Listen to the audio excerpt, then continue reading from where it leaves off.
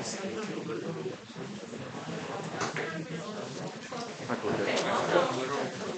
you want me to get started, or?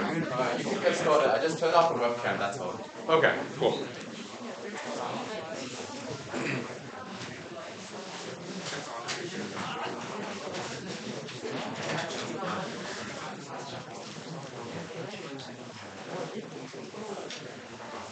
Take a quick peek and see if anybody else is joining, then I'll get started.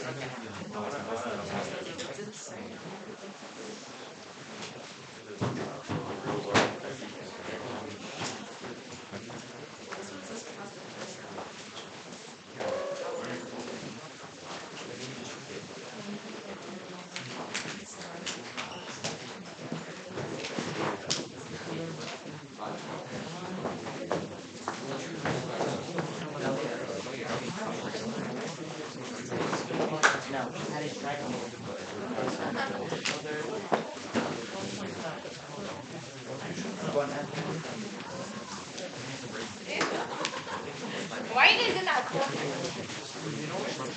This is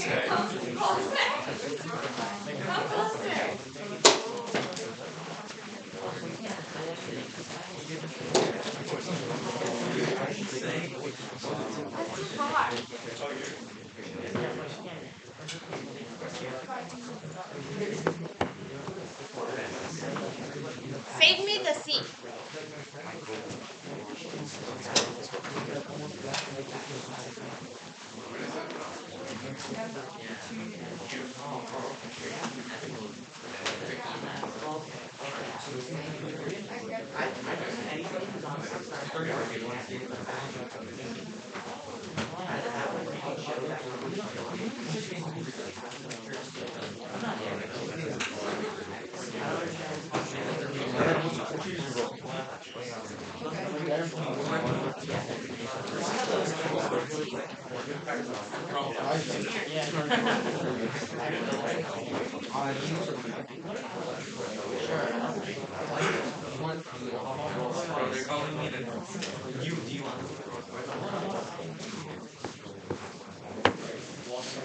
Hey everybody. Hey, so I'll get started now if you guys are all good. So hey, I'm Wade Norris. I'm giving a talk on real-world software engineering. So I've spent about 10 years as a software engineer now at a couple different places. And for the most part, I just want to leave this open-ended as a way for you guys to like ask questions and stuff. I'll talk a little bit about my story, a little bit about getting a job in software, what it's like, things like that. But if people have questions, I just kind of want to be a resource for like what you can expect in the world of software engineering and kind of anything you're wondering about like a potential future career. I've both been in kind of big tech and small tech, like startups basically. So I did about I think I have a slide on this, so before I go too far. Yeah, so basically outline preparing for the job, applying for the job, kind of my path, what big tech is like, and then also the trade-offs with working at like a startup. So obviously like working at big tech and working at a small startup are very, very different experiences. So they're two very different paths you can go. All good? We want to record this, and I didn't set up. It's only streaming. Yeah, okay. Yeah. Sure. Okay, I'll just start recording from like this instant on. So Yeah. we'll just list the first couple. For sure. I can give a one-sentence reintroduction for the recording. So I'm Wade Norris, and I'm going to be talking about real-world software engineering, so what you can expect in a career in software engineering, and just kind of answer questions about how to get the job, how to prepare yourself for that job, and kind of what you can expect. So, like I said, preparing for the job, applying for the job, my path, what big tech at like larger companies is like, and then also what life is like at a smaller startup. So I've worked at Google and then also at a small startup, and then save some time for questions.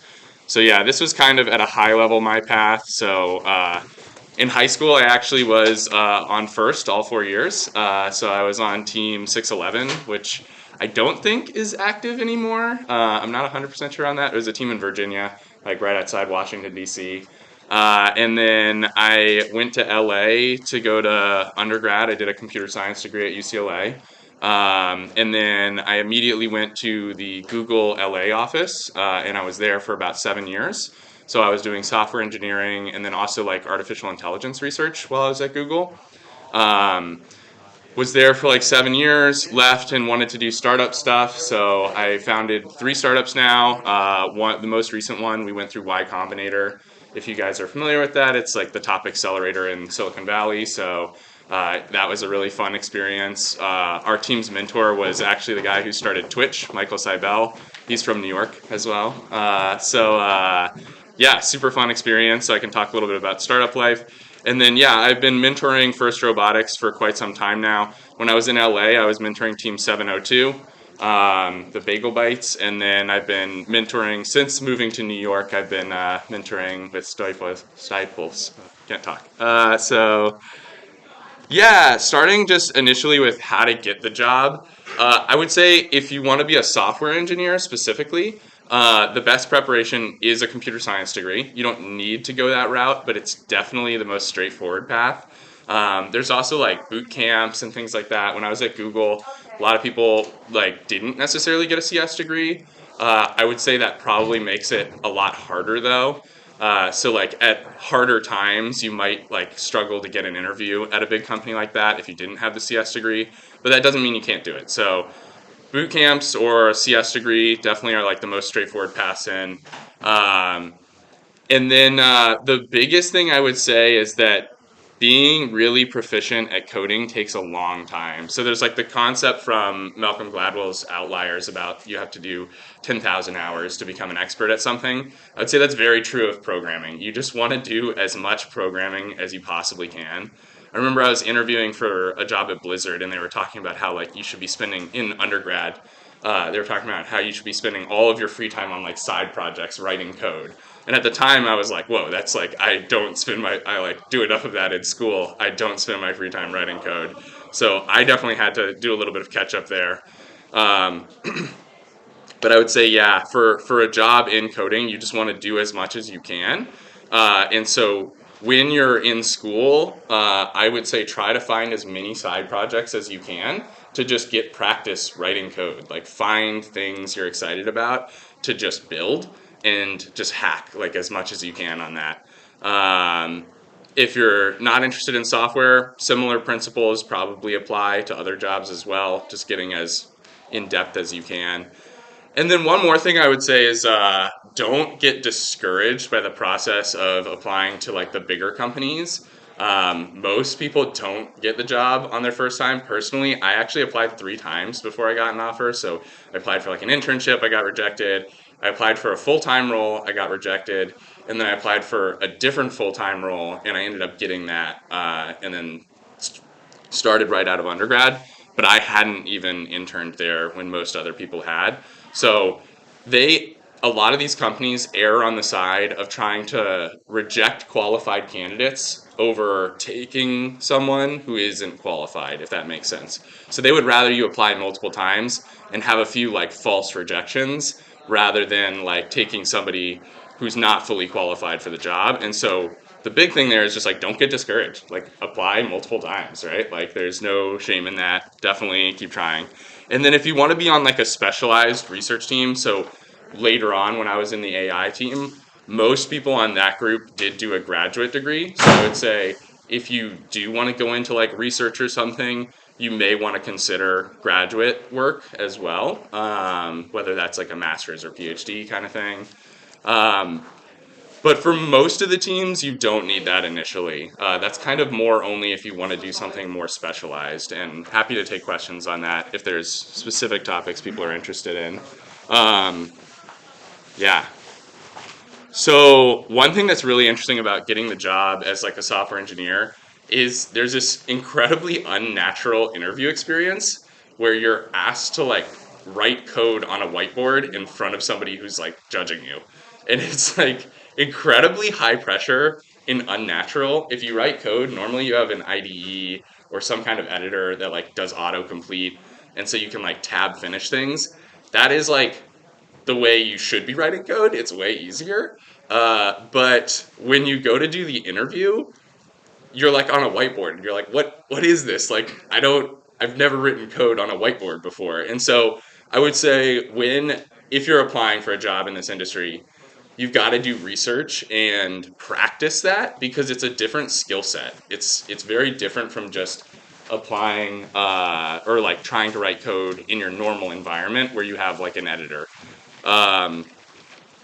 The things that they ask you in these interviews are pretty well documented. This is like one of the books on cracking the coding interview is like one of the ones for studying for the interview. So basically, if you're going for this, I would dedicate a few months, look up the things they ask, and set up an environment where you're actually writing code on a whiteboard and like try to drill this skill of answering these questions in that environment. Data structures, algorithms, complexity design. If you do a CS degree, you'll like learn what those things are. Maybe you already know what they are. One quick note is I would say when you apply for these, set up the timeline, like understand the timeline of the offers and apply to a lot of, I did not do a good job of this, by the way, but this is something I learned later, is when you're applying for these jobs, understanding the timeline and trying to line this up actually is very helpful for getting a really competitive offer and also being able to join a team that's the most interesting and what you want to be doing. So there's like this really long process where they do like a phone screener, then they do a remote interview, and you're like coding in a Google Doc, then they call you in for the on-site where you're doing the coding on the whiteboard, and then there's like a team matching phase, figuring out what team fits with what you want to do. And then they give you a deadline to decide at most of these companies. So they'll give you like, and this is true even outside of tech, but like a lot of companies will give you an offer and say, oh, you have like 2 weeks to decide if you're going to like accept the offer. And so lining up all of the companies that you want to work at to give you that like 2 weeks or whatever it is that they give you to decide, overlapping is very helpful because then, well, one, you can decide which company you want to go to, but two, it makes it so they're kind of like competing for you, right? So just try to understand the timelines when you're applying for jobs and then try to line them up in a way that's advantageous to you.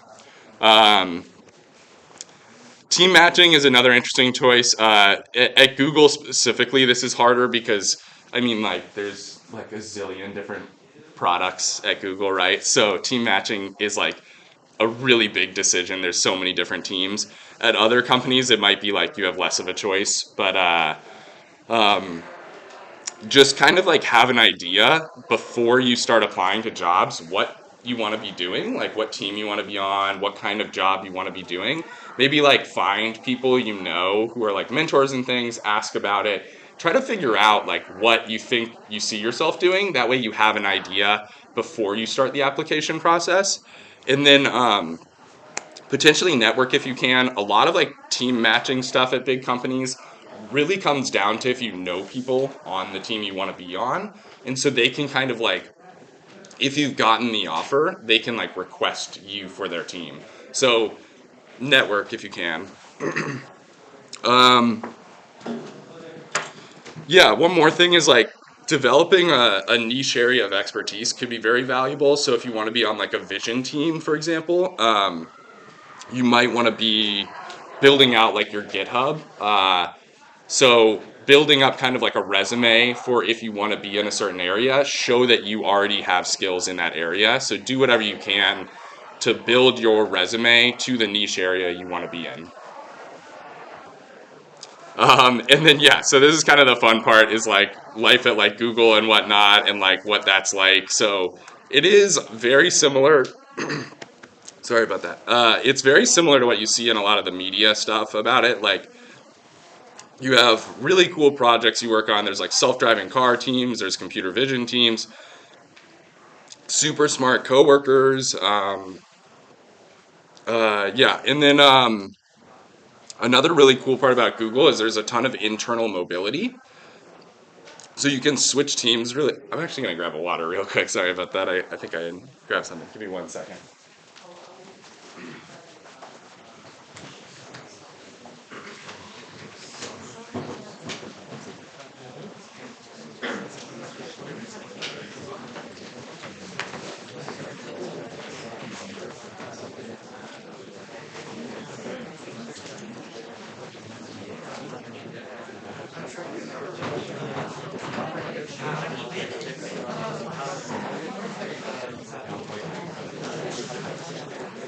Sorry about that.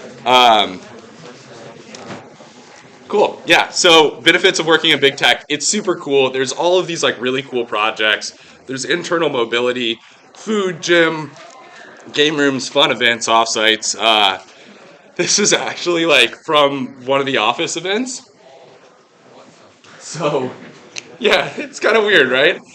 So literally like one day I show up and like in the parking lot they just have these motorized toilets. Like no joke. And it's literally like that day, one of the events was just like we're gonna do motorized toilet racing. And so they had helmets and these like motorized toilets and you would just like race around this track. So yeah, and then that's also in the background, that's like the where Arnold Schwarzenegger got famous, the Gold's Gym in Venice in LA. So that's where the office was. Super cool office location. Super fun working in big tech. So I would say I'm happy to answer more questions about that, but it's super cool. And then in terms of my experiences in some of the projects and why they're super cool, this actually was the project I worked on at Google X. So I briefly worked in terms of internal mobility. I was able to briefly work at Google X. They're like the robotics group at Google. And this was like a smart farming device where it would go over crops in crop fields and it would understand things about like the crops that are growing using computer vision and like artificial intelligence and all that stuff. And so super cool. I got to help like build some of the AI for this enormous like crop robot. This is it in the crop fields. I started in Google Ads. That was a little bit less exciting, but it was still a really fun experience. I learned a ton. Went to Google AI, helped build Cloud Vision API and Google Lens, and then did a brief stint at Google X for this project. Potential downsides, I would say, are that like it is very competitive. People tend to work long hours, and people spend a lot of their life in the office. I mean, the office is really cool. It has like toilet seat racing and random things like that, right? So and like food. So it's not the worst, but there's also a lot of like red tape and stuff like that. So in terms of like getting projects approved, if you're at a startup, you can kind of just like launch things without approval. If you're at like a big company, you need to get a lot more approval so you don't like damage the brand and things like that. So things are slower. In terms of advantages of working at a startup, things move really fast, and so you can move fast and break things. You learn to wear many hats, so you learn a lot more skills than you would when you're like siloed in big tech. And you have like a wide variety of potential outcomes and a bigger say in the company direction. So yeah, I'll talk a little bit about the startups that I was working on. The first one I started, I was trying to actually like I love robotics. That's why I mentor robotics. So I wanted to actually build like a sidewalk delivery robot, like the ones you'd see. I think like college campuses, some of them have them. And so I started a company doing that. That ultimately ended up failing during the pandemic. It turns out it's really hard to raise funding for robotics companies. Like a lot of venture capital funds kind of see it as like very high probability of failure. It's just like a lot more expensive and things like that. So it was it was really fun, but it was ended up failing. And then the second one was the spaghetti detective. I wanted to stay a little bit close to robotics. And so how many of you guys do 3D printing out of curiosity? Anybody? Yeah, cool. So the spaghetti detective was basically AI that would detect if your 3D printer had failed, right? If it like made like a spaghetti monster or whatever, and it would send you a message or pause the printer for you. And so yeah, that ended up becoming the most popular software in 3D printing, which was pretty fun. So it exploded during the pandemic, and at the time that I left by user count, it was the most popular paid software in 3D printing, which is pretty cool by users. So super fun. I can talk more about that. And then I started a new company called Snap Calorie. We do single photo calorie estimations. You take a photo of your dish and it tells you calories, carbs, fat, protein. And so that's using computer vision and like LiDAR on the modern iPhones. And applied to Y Combinator with that company and went through Y Combinator. And yeah, it's been like a really wild journey because that one we did go like the venture backed route where we raised funding, and so we've grown a lot faster and things like that, and that's been a really interesting experience as well, and that's the company I'm currently running right now. And then yeah, I kind of just wanted to open it up for questions. If you guys want to ask anything specific about the journey or anything like that, happy to talk more about anything. Yeah. I don't know if you mentioned it before, but what is Y Combinator? Yeah, for sure. So Y Combinator is the top accelerator in Silicon Valley. So do you know what venture capital is by chance? Ven- I can explain that too. So venture capital is like people who invest money and fund startups, basically. So like give you money in order to try an idea. It's super risky, right? Because early stage, like 90 whatever percent of companies fail. So they are a specific group of people that give funding to like really risky ideas, basically. Y Combinator is the earliest stage of those, and they specifically give you money and then also like help you. It's like a 3 month program, and they basically help you build your company. So they like teach you how to run a company. It's kind of like a mix of giving you money and business school all in one. But kind of instead of you paying to go, they give you money. It's kind of a great deal. But highly recommend that if you're thinking about doing a startup, go to an accelerator program. Why not? Yeah. Cool. Does that make sense? You guys have any other questions? Yeah. How do you teach programming to your students and make them build up the same passion as you? How do I teach it to the students? Personally, like I love robotics for that reason because like writing code and having it run somewhere and like seeing what it does is kind of fun, but like when you write code and you see it like do something in the real world, to me that's like so incredible. Like having like you write bad code and your robot like runs into a wall. I find that like just so exciting. Like it's just so much more real and tangible. So personally, I love like first for that reason, you get to like experiment with writing code and seeing what it does in the real world. There's also so many variables with the real world, which isn't necessarily true of other environments. So many things can go wrong, like power outages and like all sorts of things you just can't really understand. So I think that's just really interesting to me. I don't know if that really answers your question, but personally, I love that. Yeah. Yeah. You know any free coding websites? Yeah, there's a bunch of them. Like Coursera, I think has a bunch of classes and stuff like that. I would say honestly, like it's an amazing field in the sense that like there's so many resources online. I would say like find an area if you want to do like start with like web development or something like that. Just look for like free classes on web development. If you just Google that, like there will be so many courses. Like Coursera is a really good resource. I think there's probably a few others. I could do some Googling afterwards and help you out if you're curious, but I think if you Google it, there's like a ton of resources on stuff like that. Yeah. I'm more interested in the engineering mechanical aspect Yeah. of robotics. I'm kind of only coding because I'm the only one that knows how to it. Mm-hmm. So I'm not sure how would software engineer fit in if I'm not doing specifically software engineering. Yeah, my advice on that, honestly, is that I think if I were in your shoes, I would try. Maybe I'm biased because I'm kind of a software person, but um, I would try to develop the software skills just because the number of jobs in software is so much higher right now. And then you can kind of find a role that does the hardware part. Like, I love robotics, right? But I've done most of my career not related to robotics. And then I was able to find like the thing at Google X, like, because I was originally working on ads, right? And then found this other team internally and was able to kind of transition my work to being on robotics at Google. So I would say follow the thing that's gonna get you the a foot in the door, right? And then kind of find the teams at those companies that are more interesting to you. That would be my advice. But obviously, there's also lots of jobs in like mechanical engineering and things like that. So you don't need to go that route. That's just one way to set yourself up for more options, maybe. Yeah. How many years would you say should people take doing internships? I would do it like every summer if you can. Like I honestly think they're an incredible that's internships, that's a great question. Internships are like where you actually learn. I wanted to do this, I didn't have enough time to finish it, but I wanted to do like a Venn diagram of like the things you learn in like a 4 year degree and the things you actually need for the job. And it's like kind of hilariously not overlapping, right? Like you kind of want to get a CS degree to go into software engineering, but that's more just because it like gets you the interview than about it actually giving you the skills you need, right? That's why boot camps work pretty well too, because they give you that like intersection, right? So, um, in terms of internships, I would do as many as you can because you're learning all the things in that Venn diagram that aren't in the like CS degree, but are in the like needed for the job circle, if that makes sense. Yeah, just another part. Did you notice that companies valued a certain internship more than another?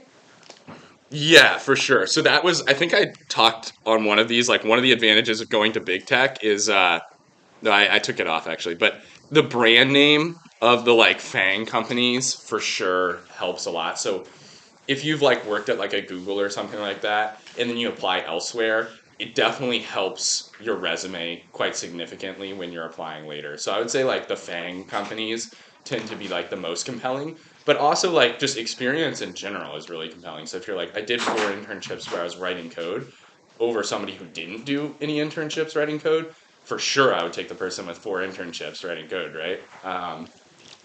Yeah, does that make sense? Yeah, cool. Do you think a master's in CS is worth it? Depends what you want to do, right? So like I briefly touched on this in terms of like if you want to go into like a niche research team, for sure, right? So but in that case, when on the team that I was on doing AI research, most of the people had a PhD or were almost at having a PhD. But that was like research and machine intelligence. So we were writing papers, like we were actually like publishing, and so that was a very niche team. And I would say it totally depends what you want to do. 90% of teams probably you don't need it. Um, Another thing I tend to say on things like that with like the other degrees is one thing that might come up is if like you're in a promo situation and there's 2 equally qualified people for the promotion, but like one has the graduate degree and one doesn't, it might be like a tiebreaker sometimes, right? Like they might promote the person with the graduate degree, but I would like get it while you're working, right? Like there's no reason to not start making an income, and like don't delay the income for the sake of that in software specifically. But if you're on like a research team, it might be different. Yeah. So back on the internship topic, how can like we as teenagers reliably find internship opportunities? And another question, like another Yeah. part to that, should we like prioritize paid internships? Yeah, that's a great question. Well, I would say like for how to get them, if you can't get a paid one, for sure find like side projects that are unpaid, or just like do stuff you're interested in, like invent your own thing, right? Like come up with Chrome extensions you want to build, stuff like that. So just like come up with things to work on to be coding. But for sure, I would say if you can get a job, like it's less about the getting paid and more about like working with other people and like learning from them, right? So like if you're working a job where somebody's going to be like mentoring you and teaching you the skills you need when you become a developer later, that's really valuable. So it's less actually, I wouldn't prioritize the pay. I would prioritize the learnings you're getting from doing the job, if that makes sense. Does that answer your question kind of? It answered the second part. Yeah, and then how to find them. Yeah. It's a great question. I'm trying to think if I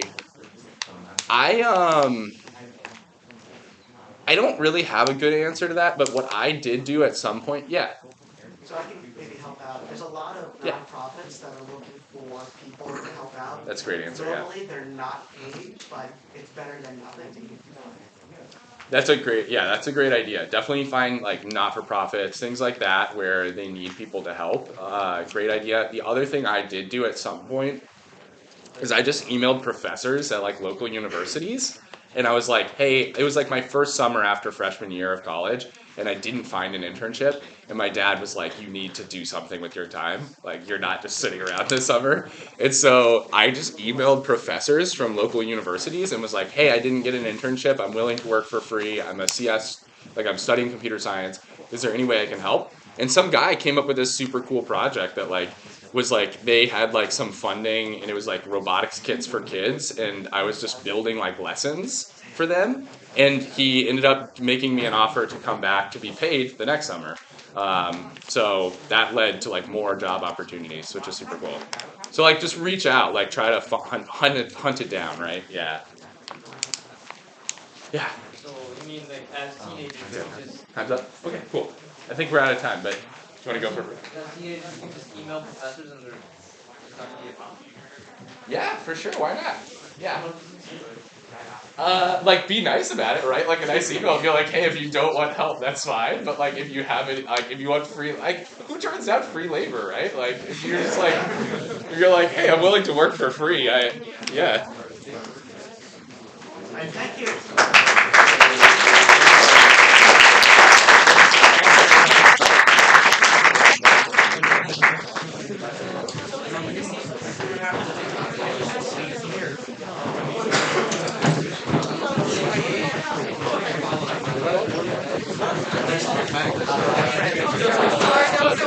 Oh, you guys know, I just inhaled something. I think that's what happened, and then I'm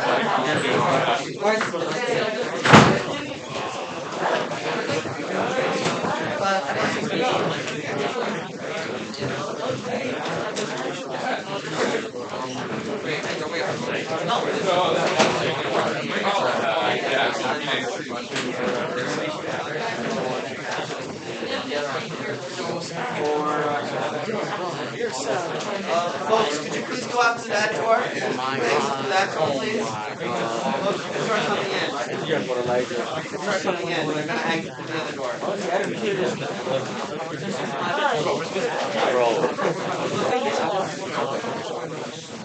There'll be students to guide you on the second floor. You just go up the grand staircase.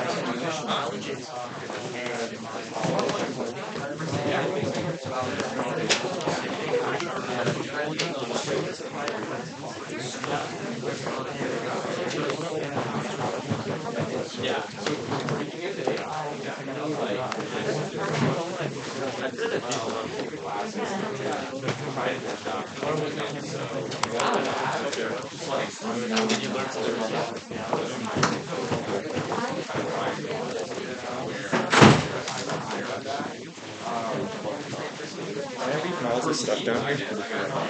Miles's? This is Miles' stuff. He gave it to me. Gosh, I don't care.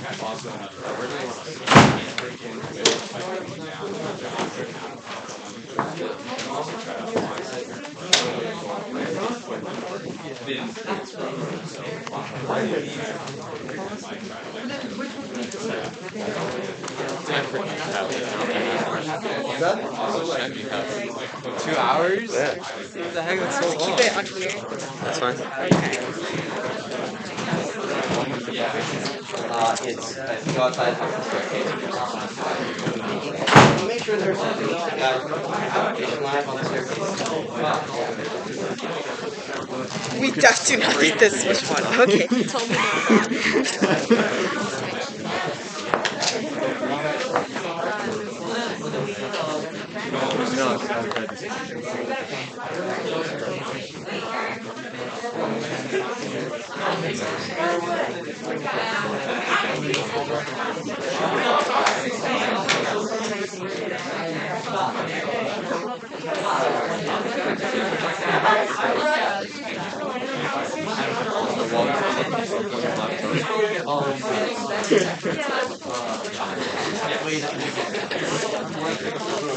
that's not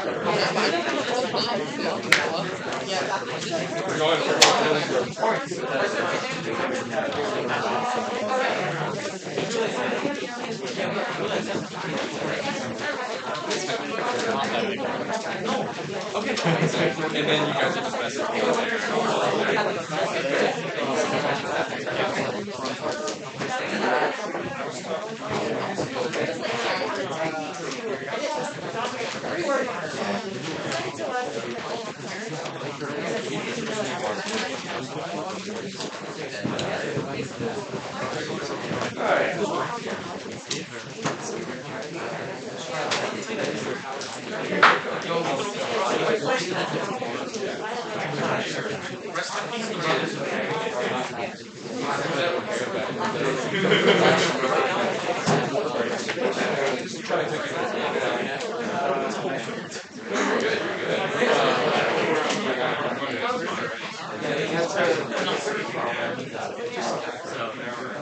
I realized that We'll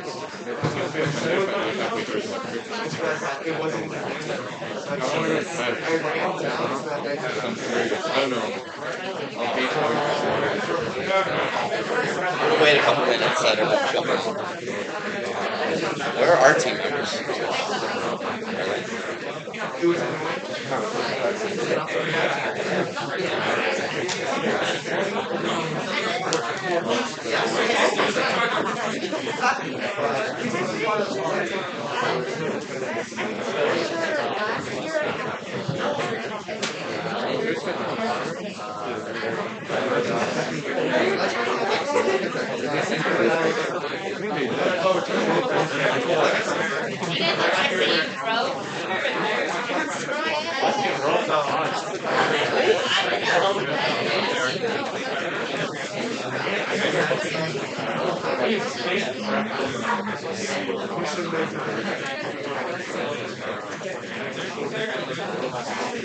Yo, I want to kill myself.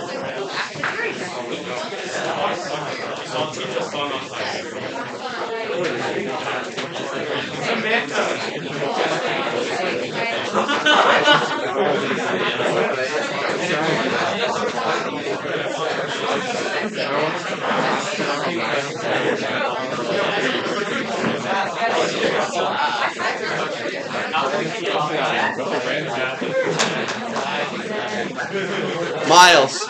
No, come on. Sam, out. Put that stuff. Come on. You guys know that. You want one? No, I want you to get out of here before I get fired. Okay. Welcome, folks. I am Mr. Blay. This is my guide to a successful FRC season. Welcome. Thanks for coming. This is going to be a 2-hour presentation. Gulp. And I'd like this to be kind of interactive. So as I go along, if there's stuff you have questions about, whether that's about what I'm talking about or a tangent, just raise your hand. I like to go on tangents. So especially if there's something about your team. So let's say I'm talking about a subject and you're like, you remember something from last year or previous season, and you would like to know how should you handle this situation. Feel free to interject and ask, okay? And then we can kind of talk it through together. There's, I'm here, but there's also some other 694 people in the room who can talk through some of our experiences and how we've handled similar situations. So, feel free to interject. First, some stuff about me. This year will be my 18th year in FRC, all with Team 694. I was a student on the team, then I became a mentor, and then I became the teacher eventually. So from 2006 to 2009, I was a student. I drove the robot my senior year. I was the strategy head my junior and senior year. I've been the lead strategy mentor on 694 since 2010. In that time, we've won 8 regionals. We've never missed a regional playoff. We've won the New York City Regional 3 straight times. 6 straight times we've been in the finals. At champs. Miles, can you close that? Where's the music coming from? What's happening? Someone's playing outside. There's no peace. It's too calm. Okay. Sydney, can you find out what's going on with the piano? Yeah. So we've been at champs. We've been alliance captains or first picks 5 times in that time span, and we won our championship division in 2016 as the 8th seed. I've been the drive coach of Team 694 since 2011, so it's more than a decade now. Lead mentor since 2013, and since 2018 I've been the head coach and teacher here at Stuyvesant High School for robotics, and I am a self-proclaimed FRC maniac. And many of you may also be FRC maniacs. I mean, you're here on a Saturday in the dead of winter. I guess it's not the dead of winter quite yet. 92 degrees. It's cold. It's cold. You're here on a Saturday. You've slept on down, and I think that makes you a little bit of an FRC maniac if you're here to learn some stuff and get better. So, welcome FRC maniacs. And there's this quote here that I stole from Karthik, who he stole from Emerson. Nothing great was ever achieved without enthusiasm. This stuff is really, really difficult. You have to be enthusiastic. We all have varying levels of resources on our teams, varying levels of mentors, experience, but the best teams are always enthusiastic. They're always enthusiastic about what they're doing. You have to be crazy to be successful in FRC. You have to be like up at 2 a.m. catting. Don't do that. I'm a teacher. I'm supposed to say you're not supposed to do that, but you really have to, right? Because that's who your rivals are. That's who you're coming up against. You go to a competition, you're facing off with teams that are working that hard, and if you expect to be more successful than others, you have to outwork them. It doesn't matter how many resources you have to be willing to put in that work, or it's not going to happen for you. First off, I just want to give some credit to this guy, Karthik Kanagasabapthi. I think I pronounced that right. He does a presentation called Effective First Strategies. I've linked it here. This will be posted afterwards. You can just Google it. He's done it many times. It's a lot of what I'm doing here is based off of this presentation. In 2014, our team did not qualify for the championship, and I just decided to head down there anyway and just try to learn some stuff and like talk to teams. It was a great experience for me, but one of the best parts of it was getting to go to this presentation in person, and it really changed the way I thought about what it is that we do, changed the way I approached FRC, and then I came back and I started pushing all the students and mentors to watch it as well.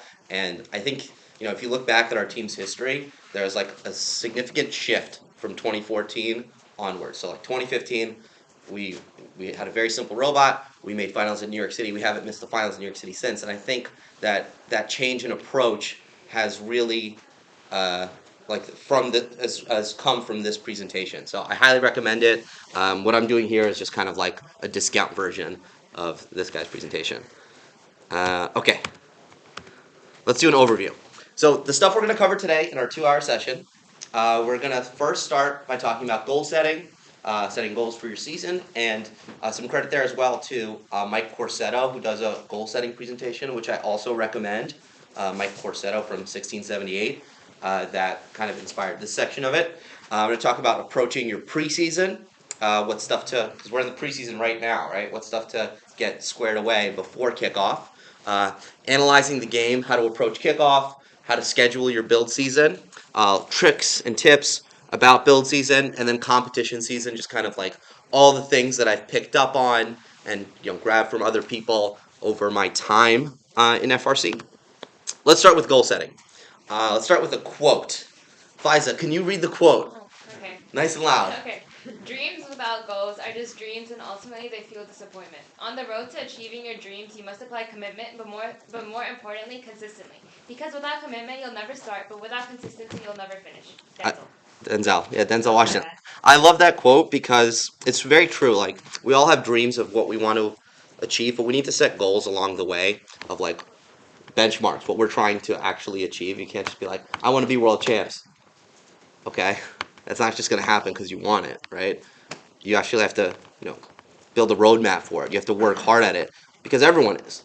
All the other teams are working really hard. Everyone in this room is working really hard, and a lot of us are going to be facing each other, right? So you have to set goals. I recommend setting goals before the kickoff as a team.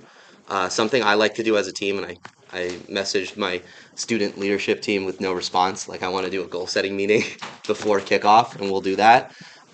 Set goals before the season. And that's going to look different for every team.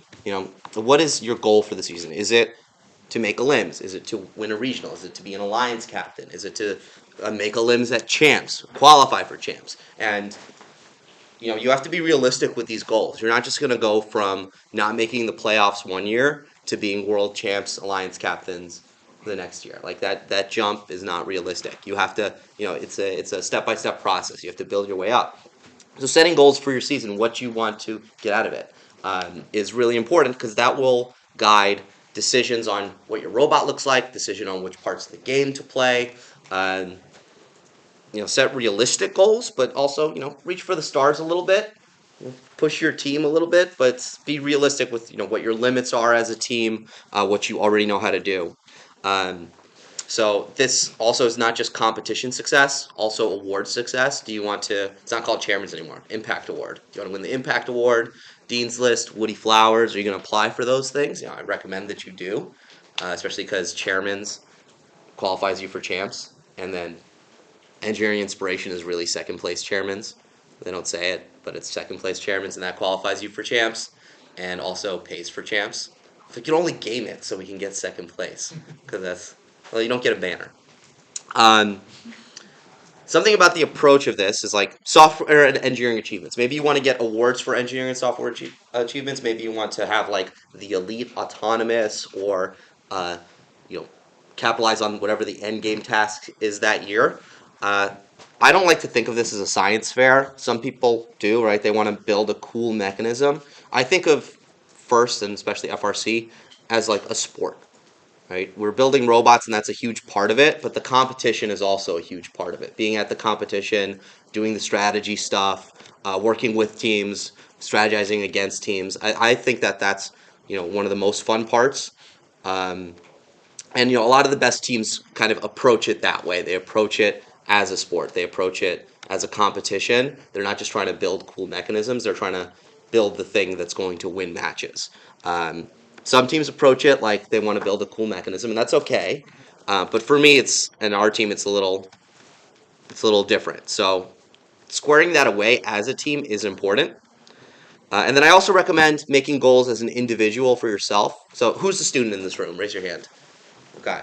So students in the room, I recommend that you take an hour, just like at some point before kickoff, just sit down and take a notepad. Think about what you're trying to get out of your season. Who's a freshman? Any freshmen in here? Oh, we got some freshmen, sophomores. Raise your hand. Juniors and seniors. Okay, so especially for seniors, right? This is going to be your last go. Maybe you'll come back to mentor, but it's, as someone who's mentored for a long time, it's not the same as being a student, right? This is your baby. This is your robot. You're mentoring. You're teaching. You're helping. It's not your baby anymore. What do you want to get out of this season? What do you want to learn? Who do you want to work with? What experiences do you want to have? Get to champs might be one of them, right? Get your team to champs. Maybe it's learn how to use a certain machine, learn how to 3D print, learn how to use a CNC router, whatever that might be. Write down those goals and kind of set your focus on that as you go throughout the season. Because remember, I love this stuff. I work really hard for our team to be successful, and a lot, all our mentors in the city of New York do as well. But it's about you guys. It's not about the robot. It's about your experiences, what you guys learn. So you guys getting the most out of it is ultimately going to make your team, in my opinion, the most successful. If the students are learning and getting those amazing opportunities. And then, for those of you who are, have a lot of time left, if you're a freshman especially, think about, these next 4 years. What are you trying to get out of this program outside of just, not going home till, 1 in the morning? I hear 1796 you guys stay till, 2 a.m. Is that true? Okay. It's wild. Wild. How is that legal? No, I'm actually asking so I can figure it out for us. No. Okay. Here, this is a board, I believe, from 2018 or 2019. We haven't done this in a little while. We've had goal-setting conversations, but I really liked when we did this. We went into a classroom, and I wrote on a board, what do we need to do to be the best in the world? And that meant a lot of different things to different people, because best in the world, what does that really mean? Best robot in the world, best program in the world. And, become the cheesy poofs. That's a good one. Get more money. Motion profiling in CV. That's a good goal. I think we got there. So that's pretty good. Bride King Cayman. Where's that say? In the middle. All right, we'll just ignore that. Sleep. We tried to write over sleep. Testing time. Win. Any other good ones? Stay hydrated. I think I wrote that because that was a big push for me that year. It's no soda, just water. Bumpers. You gotta have bumpers. Who here built bumpers at competition? Oh, we definitely built bumpers at competition, Piotr. Not willingly. Should be number 1 on your priority list, bumpers. But this was a really fun activity when we did this because it was a little silly, and we just kind of took a day. And we joked around a little bit about the funny ones, but then we thought seriously about what is it we're trying to get out of this season? What does it mean to us to be the best? Because, we have goals to, win regionals, to be competitive at championship. But some of that stuff's out of your control, right? even if you build like the best robot in the world, there are plenty of teams who built the best robot in the world and weren't world champs that year. One that sticks in my mind is 469 in 2010, maybe the best robot ever. They didn't win world champs, but you can't always control that. You can control like what you get out of the experience, right? What the students get out of the experience, what the adults get out of the experience. So, thinking deeply about that, talking that through as a team will really not only just shape your season, but also it kind of is a unifying thing, because then you kind of are as a group are making this decision, like this is what our season is going to look like. So I really recommend doing an activity like this with your team before the season and getting, most importantly, buy-in from the students, because if you're a mentor and you're pushing this stuff, or if you're a student leader and you're pushing this stuff, but people aren't really on board, it's not really going to lead to anything. So you have to like really get them excited about it, get buy-in, have them share their opinions more than you share yours. Okay. Preseason. Quote from Ben Franklin: "Failing to prepare is preparing to fail." This is your chance to prepare for the season right now. In a lot of ways, the 2023 season has already begun. Take care of everything that is within your power to take care of before the season starts. So hopefully you've already selected your team captains for the season. Cough, some giggles, nervous. Definitely select your team captains before the season. Select your drivers before the season. There's this common thread of thinking that I see, which is like, the game's different. I need to know who the best driver is for the game. The games are similar. Like, the best driver last year is going to be the best driver this year. You need to get them practice. Even if it's like not the perfect driver, more practice time will equal better overall driver in the end. Get them as much practice time as you can. Select your drivers now. Selecting your driver in season is a horror. Like, has anyone here been a part of like selecting a driver in the season? Takes practice time away, right? Because now you're trying out all these people. You're going to rush it, so you might make the wrong choice. And if you rush it, some people aren't going to get a chance to try, and what does that do to their feelings, right? That hurts, right? Especially if you think you're awesome and you don't get that chance to show it. Like, at least give people the chance to show it. So that's why you should do it before the season. And later on in this presentation, I'll talk about our driver tryout process to kind of give you a starting point. And write a first draft of your award submissions. We actually did that for Impact this year. I think we have first draft of like Woody Flowers and Dean's List. Dean's List? You guys did Dean's List already? Kind of? That's good. Good. Dean's List is due first. January 15th. Okay. Write a first draft of your award submissions. If you try to do them last minute, a lot of the time you'll end up just not doing it. Especially in New York City, I think it's like a very, very low number of teams submit for awards. We win a lot of awards, like the culture awards, these.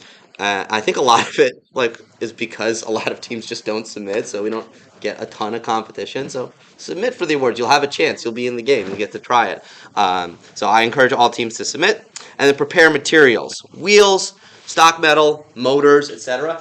Especially important now. There's so many supply chain issues that getting parts during the season is going to be a nightmare. So let's say what's a good example? Right now, Rev, like half their electronics are out of stock, and I'm just like waiting on the email for when they come in stock, and we should have bought stuff earlier. It's not going to be in stock during the season. It's just not going to be available. If you intend to use the Rev Power Distribution Hub, it's not going to be in stock during the season. You have to pounce on it once it's available, like any day now. Same goes for like all the Rev family of products. And then the Vex is a mess. I don't want to get into Vex. Falcons for $17,000. Okay, and make sure all of your machines are in working order. Right now, we have a mentor upstairs trying to get a machine up and running. Like, make sure like any machines that are necessary for you to build your robot, whether that's a CNC machine, 3D printer, whatever it is getting up and running now. Try to have a backup, try to know like what fails about it so you're ready, because they're going to break down during the season, right? So be ready for those inevitabilities and whatever you might need. And then train your new and old members as best you can. Do some sort of education program. Make sure the students know how to use tools, especially if you're a student, like the seniors in the room, right? if you know how to use these machines, it's an opportunity for you to teach the younger students how to use the machines. This also applies to software team, like making sure you're not just working on projects, working with younger members, training them now so that they can contribute throughout the season. Because I got news for you. It's a long season, and you're going to miss some days. You're going to get sick. You're going to be tired. And you need people to pick up the slack. So you can't always just rely on yourself to do everything. And one day you're going to graduate, and I assume everyone in here wants to leave like their team in good hands when they graduate. I think that's a big like point of pride for seniors is when they come back and see that like the next year that the students below them are doing a good job, and like you come back years later and you see the things you established still going. That's I think one of the most rewarding things about this program is when you can come back and see that. So this is a time when you can get that started. It's a little too late for this, but attend off-season events. Off-season events are fantastic. I guess the ceiling disapproves. Off-season events are fantastic. How many did we go to this year? I don't think that's true. 5? All right, let's count them. Brunswick, IRI, Chesney, Dual, Battle Cry, New York City, John Dewey, right? Super good. 6. That's too many. I'm exhausted. But 6 off-season events, right? Why do we go to 6 off-season events? 1, they're super cheap to attend. They're like somewhere between $200 and $500 depending on the off-season event. 2, they are low stakes. So like if we go, let's say the first off-season event we went to was Battle Cry. If we go to Battle Cry and we do poorly, it's not like we don't qualify for something, right? No big deal. It's a great opportunity to get your younger members involved. Also, I particularly like Battle Cry because it's before the school year lets out. It happens in like early June, so seniors can still go and they can get that kind of they mentor a little bit, which is a good way to engage them as potential mentors for the future year. But also, it's like training wheels for the younger members who are taking over because the seniors are still there to help them out.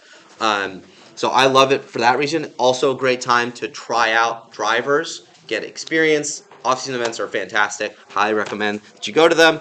And I assume there aren't a lot of teachers in the room. If you are a teacher, you can kind of make this happen. If you are a student with a stubborn teacher, keep prodding them to go. I was a student with a stubborn teacher. My senior year, I convinced us to go to an off-season event, and it was like a huge achievement. And then like 10 kids came, and I was super sad.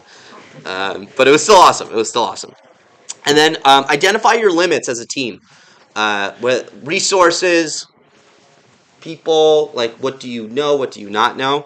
I think we did a really good job of this last year.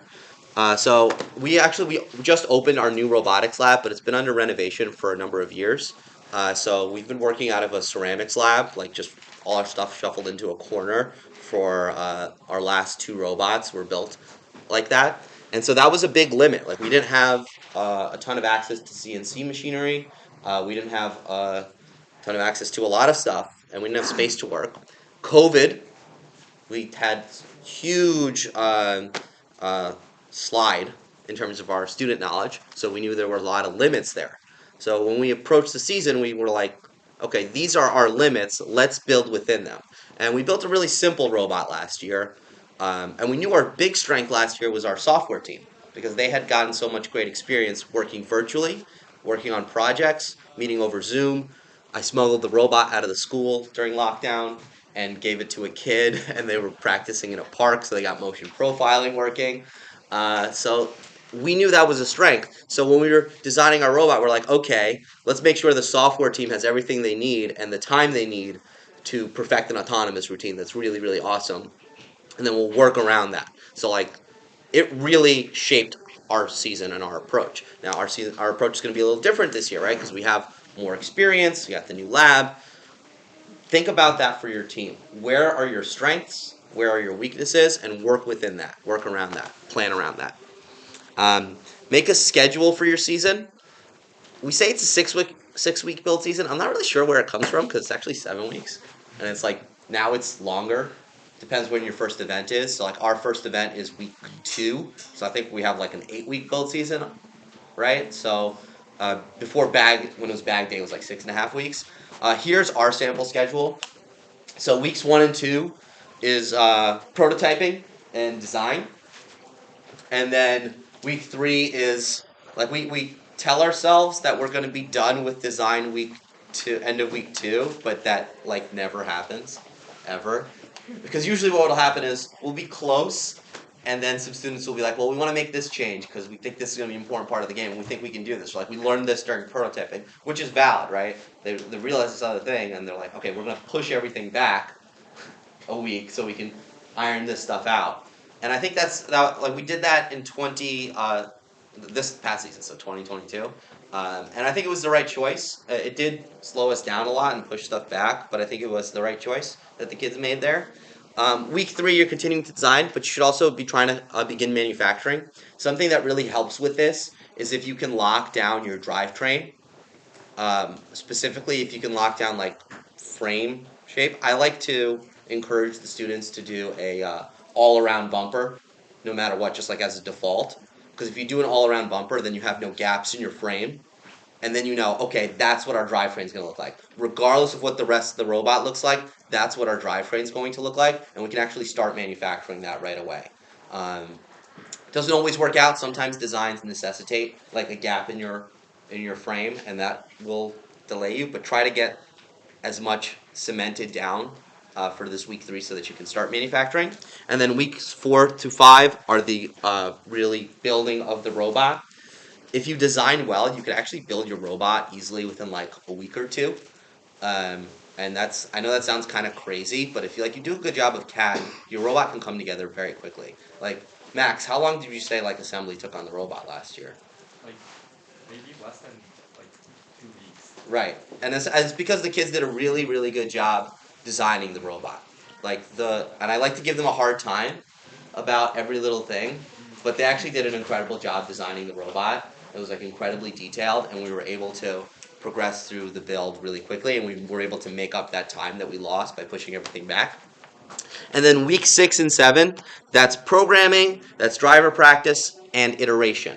I highlighted this because this is the part that usually gets pushed aside. Every day that you lose because of an error, because of you want to change a design, this is what you lose. And I cannot overstate how important this section of time is. All the most successful teams, especially at their first event, they've gotten these 2 weeks of practice and programming down. An autonomous routine is not going to work right away. Mechanisms are not going to work right away. You want to, quote unquote, get your robot finished. Robot's never finished, right? But that first run of the robot moving and stuff being tried out, get to that point as soon as possible. Every test you do, your robot's going to break. You're going to fix it. You're going to learn why it's breaking, and you're going to improve it. Right? Every time you run it, you learn something. Every time you run it, you're going to improve the robot. A saying that I forget who we stole it from, but it's fail faster. What is it? Oh my God, I'm blanking. Just break faster. Break faster. Break as quickly as possible. What is it? Yeah. How do you make sure the team sticks to the schedule? Close to the schedule. It's really tough. You got to keep pointing at it, and they're gonna hate you a little bit for it, and they're gonna be really annoyed. But you got to keep pointing at it. You have to be like, guys, we're behind schedule. This is reality, and just like you have to make them aware, right? Because it does suck to be the person in the room. Like, it is not fun to be the person in the room at the start of a meeting going, hey guys, we're now 2 days behind. We're now a week behind. That does suck. It's not fun to do, and people you feel the resentment when that happens. But someone needs to do it. It's better when it's a student, but sometimes it needs to be an adult because it's really difficult. Is there a question over here? Okay. All right, I'll come back to you. Okay. But yeah, autonomous, driver practice, iteration, break quickly, break faster, improve, improve, improve. Okay, driver selection. That's it. What do you use for project management? How do you help the project get scheduled? What tools do you use? So we use Slack for all our communication. Because we are a 501c3, a nonprofit, we were able to get a premium Slack, but you don't really need a premium Slack. to use it properly. The nice thing about the premium Slack is we're able to post videos. We have unlimited storage, so like students will post videos of prototypes and stuff on there, and then students will they're a little inconsistent with this, but they post recaps after meetings. Our software team is actually like really good at this. Our engineering team is a little shaky on this, especially in the off season. And then we do another thing called precaps, where it's basically just plans for the meeting to come. So there's just channels in our Slack where the kids will post that stuff, and that helps a lot. And then for CAD we use Onshape, and we use Google Drive to post a lot of stuff as well. Do you have actual project management software, or like? No, we just use those things. Yeah. I think is business using anything? I know we were talking about using Monday. Oh no, we No. use Notion sometimes. Okay. Yeah. That's for our business team who does like fundraising and awards and stuff. Okay. Driver selection. This is our process. It is not necessary that you follow this process, but this is just the one we've developed over the years. So when a driver graduates, we immediately start tryouts for the new driver. Sometimes we'll have our old driver drive in like one more off-season event. Sometimes this is kind of just like it's like a nice thing to do sometimes, but it's not something we do super often. The goal is to get the right driver selected as quickly as possible. I did not write best driver, right driver. What I mean by that is the person who's going to be dedicated to this, the person who's going to study the rules, who's going to watch match film. This is not always the person who's best at video games. It usually is not, right? It's about that person it has to be an extremely dedicated person, and it helps if they don't have a ton of other responsibilities, although sometimes that right person is a person with a ton of responsibilities. So our goal is to get it through, like, the first off-season event, we get our drivers selected so they have all of the other off-season events to practice. But sometimes it takes two. Here was our process this year. I think this year we ran our smoothest ever driver selection. We had a sign-up period. It was like about 20 students-ish. Is that accurate, Katie? Do you remember? And how many students on the team? 200. But like I'd say 80 to 100 like very active members. Very active members, yeah. So about 20 sign up. Then the students will prepare a homework assignment, which is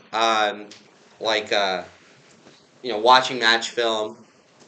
Katie, what's the homework assignment look like?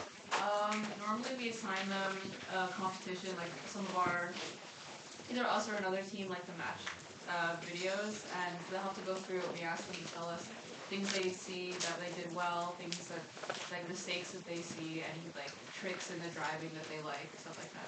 Yeah, and and they just kind of make a Google Doc and write what they see. This isn't even really about like what they're writing. It's more of, are they willing to take the time to do this? It shows, okay, they want to do this. They're going to show dedication to this. And then sometimes if they do a really good job, it's like wow, they really care about this. They really want to show that they're up for this. So that dwindles it down a little bit. Then we use the XRC simulator for the tryouts. If you haven't used XRC simulator, it's fantastic.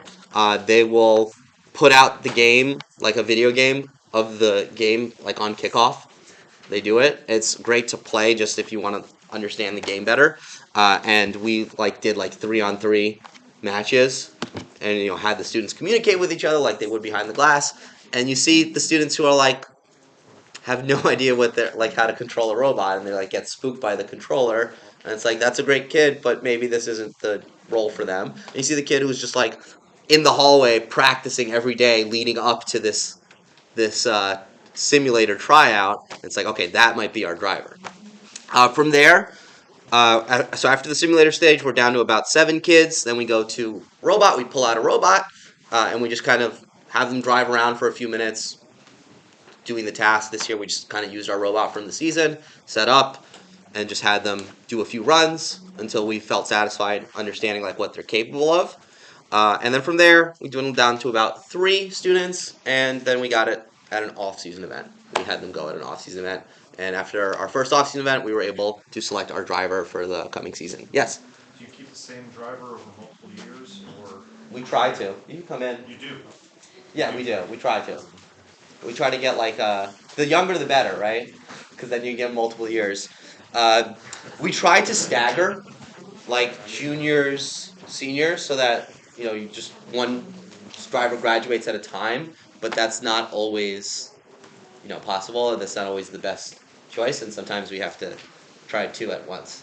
Do you select the driver, or does the team select the driver? So we have a group of strategy students that lead this process. On our team, the students make all the final decisions.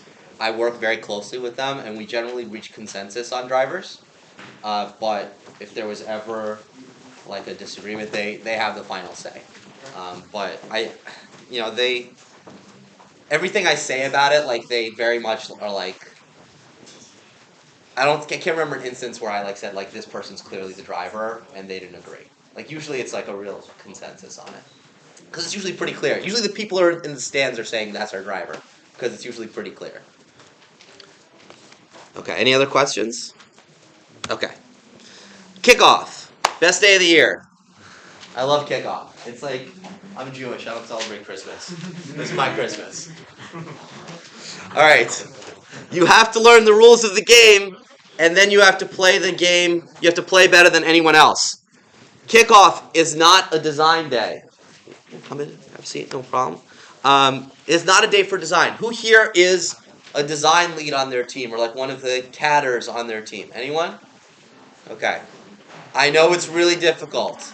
I know you see the game and you see those little animated robots and you're like, I know how to pick up that game piece, or I know how to score in that goal, and you take your computer out, you start drawing up some stuff, you take a napkin out, you start sketching up some ideas, right? First day, I understand the temptation. In the back of my mind, I'm doing the same thing. I'm fighting it, but I'm doing the same thing. It's not the day for it. The point of kickoff is to understand the game, understand the rules, and to determine what parts of the game you want to play. A lot of the best teams in the world do not do everything. And one of the best teams in the world at this is Team 973, who were world champs in 2019, as an alliance captain who couldn't reach the top of the rocket. Or last year, we're on Einstein and couldn't get to traversal, and didn't have swerve drive. Did they have a turret? They had a turret. They had a turret though.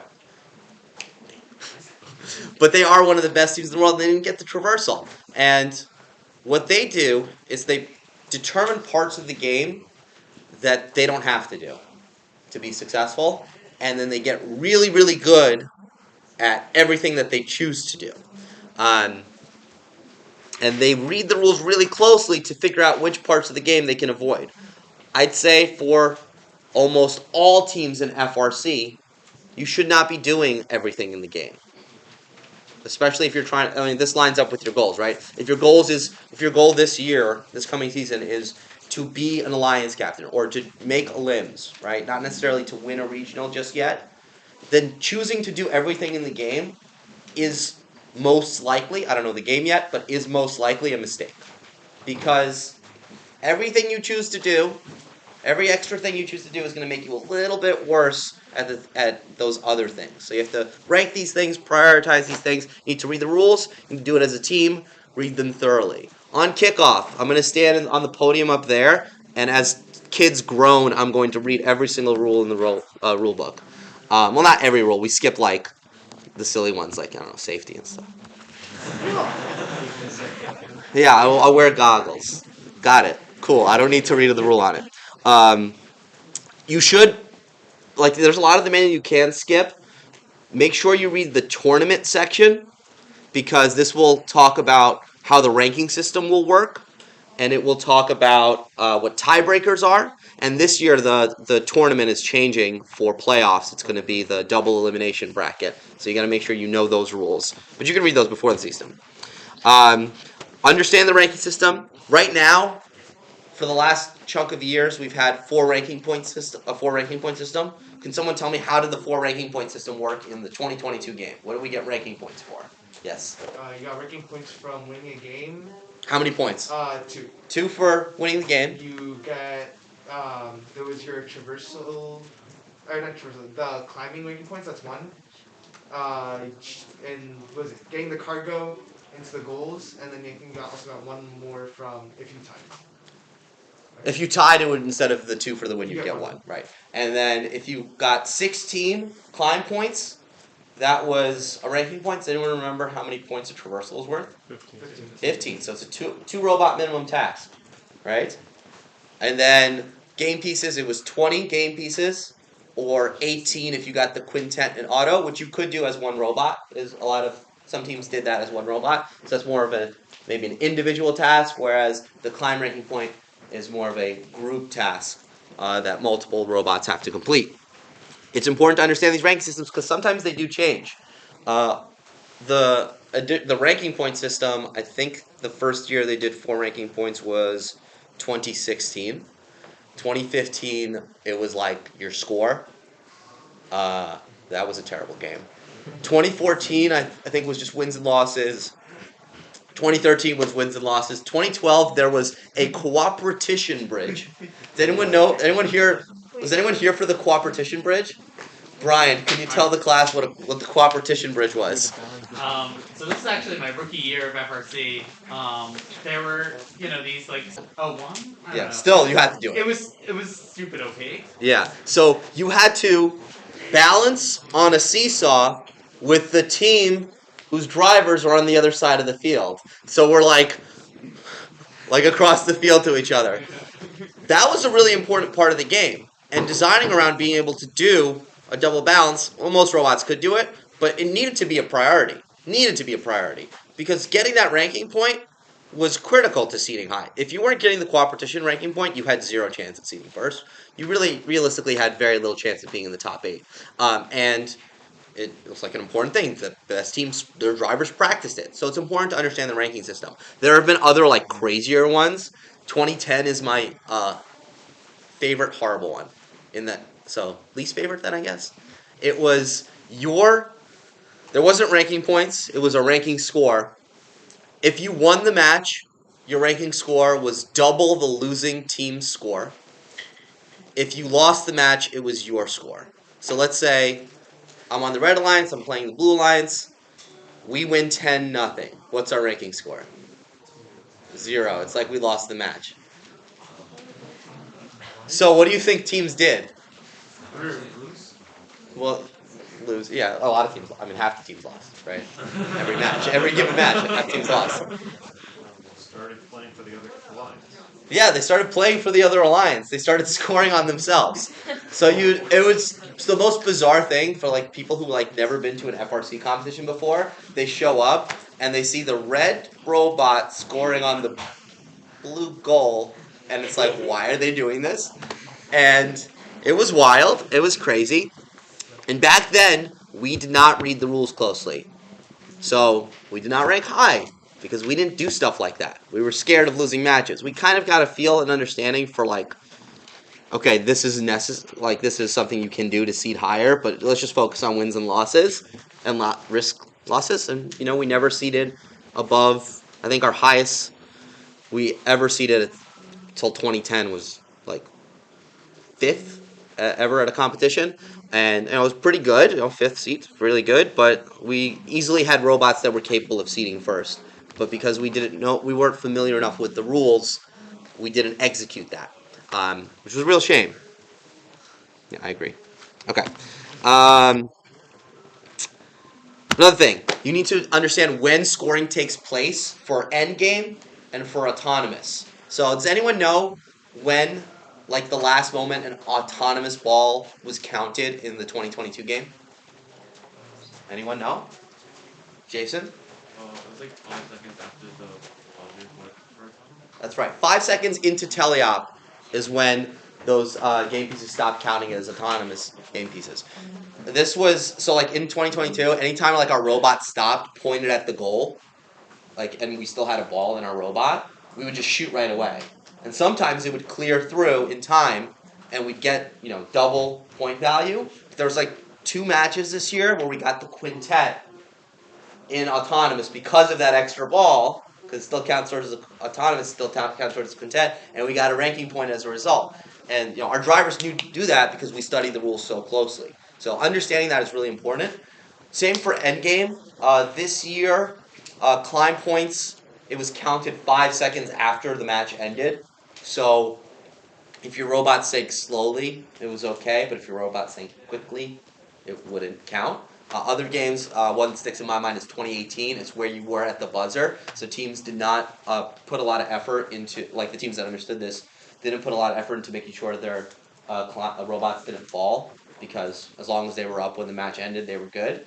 So that'll influence your design. So make sure you look closely at when points are counted. Sometimes this isn't clear in the game manual, and you need to go to the Q&A. In 2020, it was super unclear, and I think it was actually 1796 who asked when the game pieces counted for autonomous, and it was 5 seconds after. So we would rely on that. Like our autonomous broke down a little bit in a limbs at Palmetto that year, and we would shoot 3 balls just at the start of the match, and they would still count as auto game pieces. And then I would see some of the best teams in the world didn't realize this. The robot would stop at the end of autonomous with like a few balls in their robot, pointed at the goal, match would start, and their driver would just go to pick up some more game pieces and do a full cycle. Big mistake, right? Because those are double point values. Okay. Also, big recommendation for kickoff. Tape out the field and play the game with humans. This is one of my favorite activities to do on kickoff. Just like find a big empty space and to scale, tape out the field. So like all the markers, where the goals are, and then use whatever you have as game pieces. You're obviously just going to have one on kickoff, but anything will do. So like, let's take 2022 for example. Just take the power. We just took the power cells from the previous year. In 2018, which I have a video of actually over here, I'll play it so you guys can watch. We just use cardboard boxes to simulate the power cubes. Yeah, I'm gonna mute this. So this is on our 3rd floor. We just taped out a to scale model of the field. You see that we already built one of the field elements, so we just put it on the ground. And then we have humans playing as robots. This is great for a few reasons. One, it gives you a better idea of field spacing, like how far things really are from each other. Because the game animation really throws you off. You think things are way further than they really are, or closer than they really are. And it gives you an idea of like what match flow might look like, what cycles might look like, where would you go for game pieces generally, where did you go for scoring, how do you react to what your opponents are doing. And let me fast forward a bit so you can see people whirling around. Okay. I think they're still setting up. Hold on. Which year game is this? This is 2018 kickoff. This is power up. This is what 2018 looked like, kids. It was pixelated. Okay, hold on. It's fun. It's super fun. Get chairs, get dollies, put yourselves on wheels. Is that you, Piotr? Yeah, that's me. Wow. Super steal. And try to be realistic. I think that putting yourself on a dolly or a rolling chair really does a good job simulating what robot speed looks like and feels like. So it's a good way to go. And here's me in the chair, discovering the great human player to switch cycle. This is one of the things was like, I thought it would be really beneficial to pick up and score on opposite ends, and I wouldn't stop harping on it, like trying to convince the kids to do it. We didn't end up doing it, and I still haven't let it go. But our robot was really awesome in 2018, so I guess I was wrong, because that robot was really, really good. But you discover like what kind of cycles you do. This isn't just important for what kind of robot you will build. It'll help you understand what kind of robots you might see. You're not just trying to do this as if you are, your team's robot and what you're thinking the strategy is that you should play.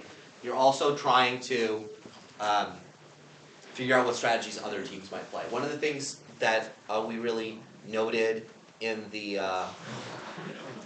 2022 version of this, when we did it on kickoff, one of our students just kind of walked around and just kicked balls out of the way of teams, which I didn't really see a lot of teams do, but when I did see it was like really effective.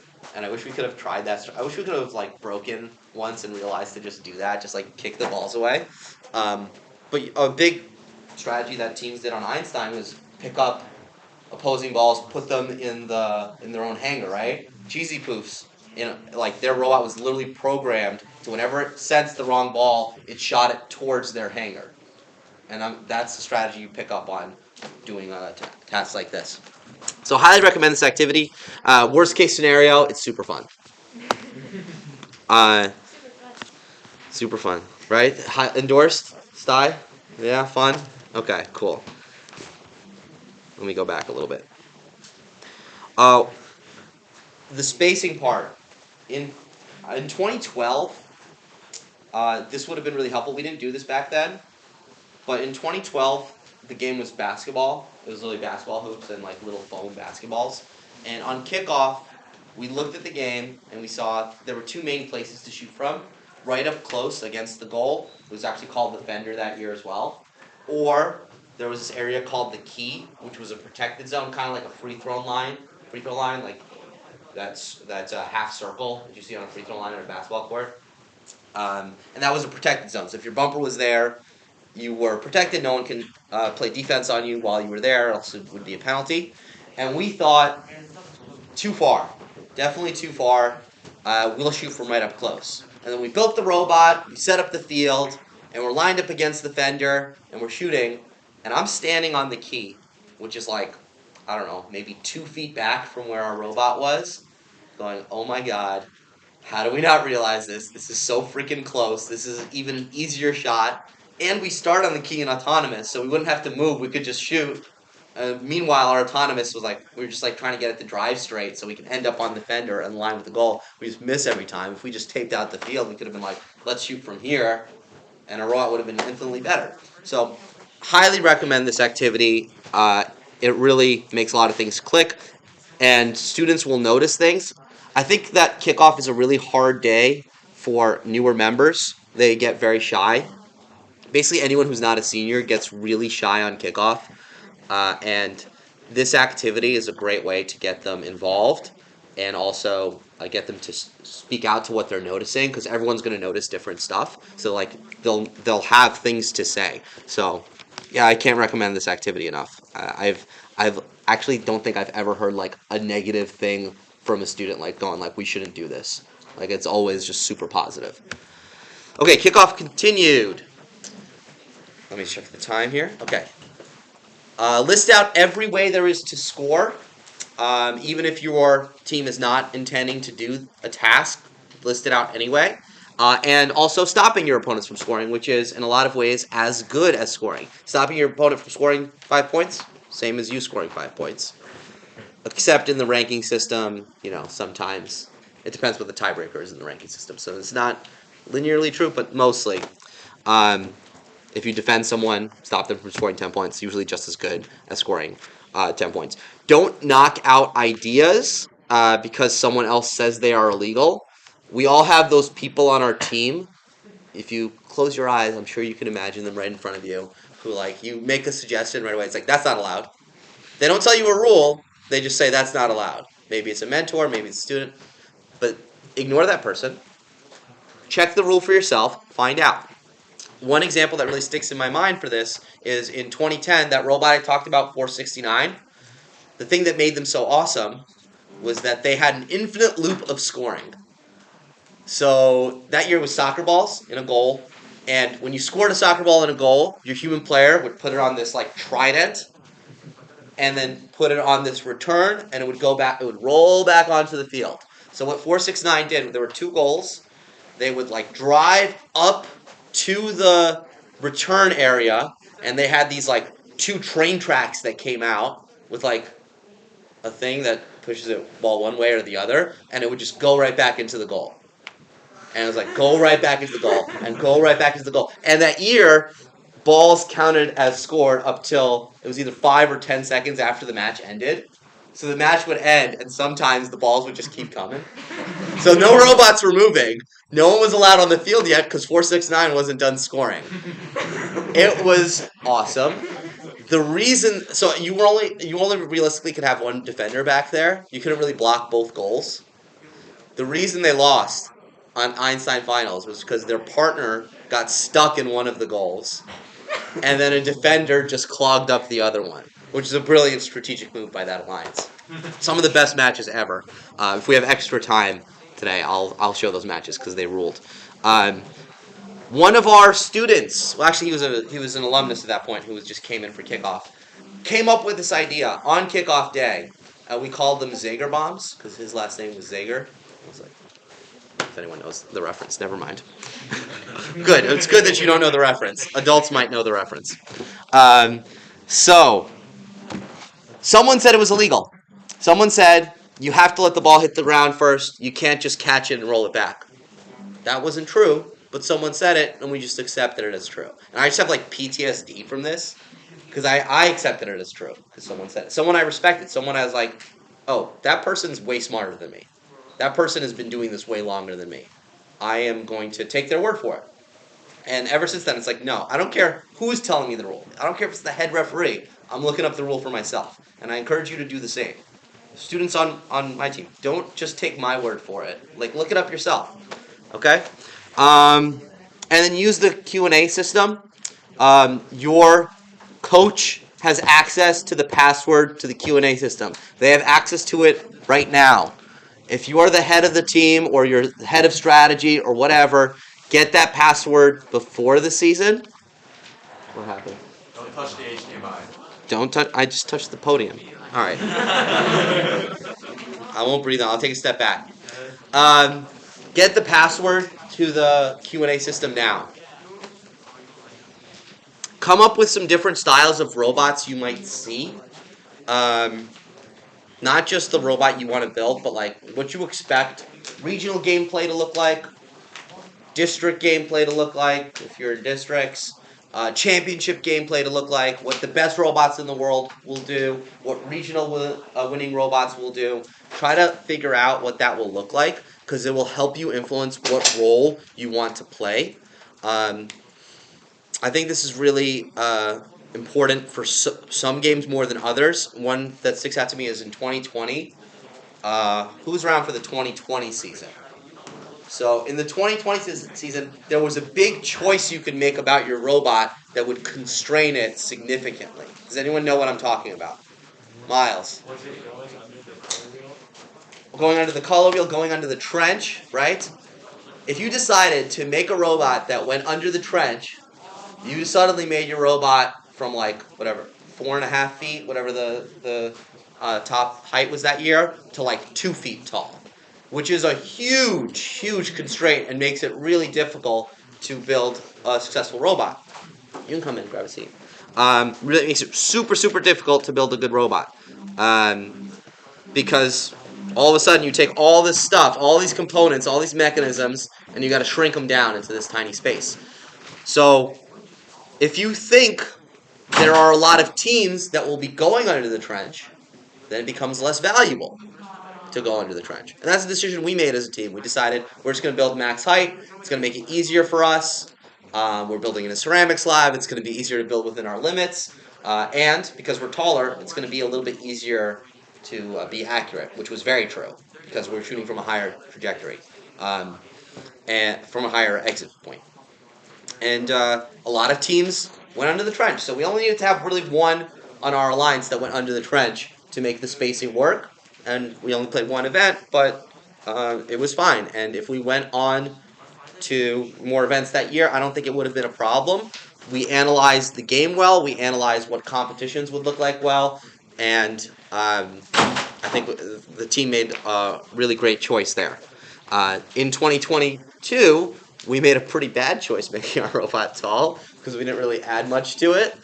And it was just like super tall. And then one time we flipped over, hitting the low bar twice. No, low bar? We flipped over multiple times, don't worry. But that wasn't because we were tall. That was because there were bolts under the robot, I think.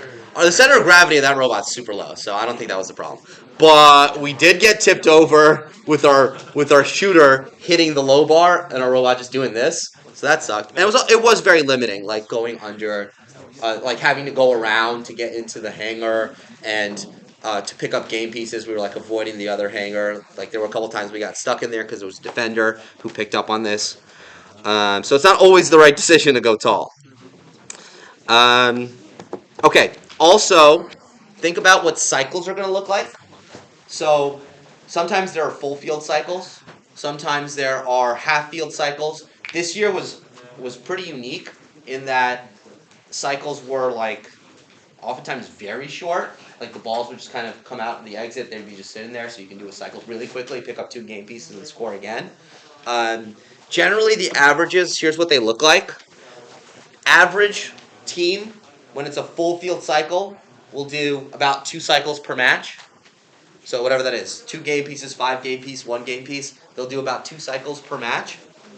And then competitive teams that make elims, teams that are alliance captains, will do 3 to 4 cycles per match.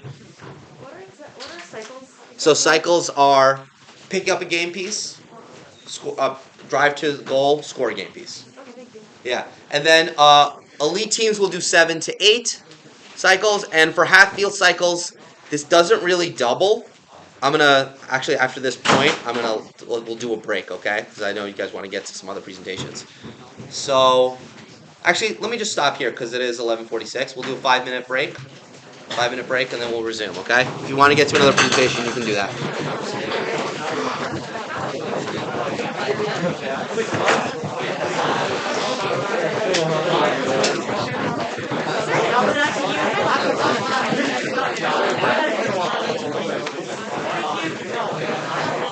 What's up?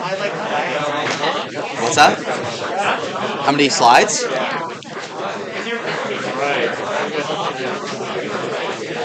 think like half.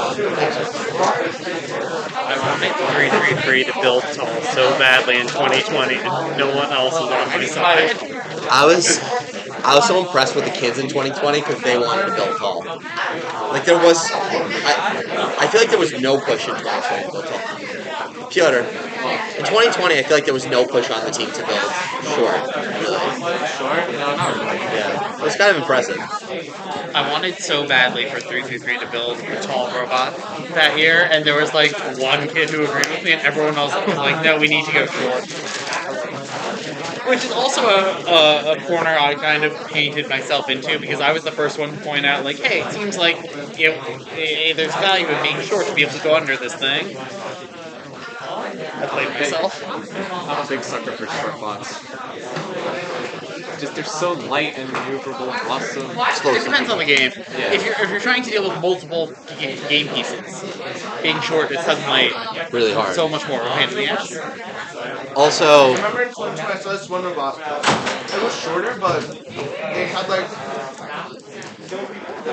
they made a spinning part where the power cells would just sit in like I think they used a CNC or something. It was just a metal disc that would just sit in, and then it would grab spins and it would feed it into shooters. It was like 5 volts.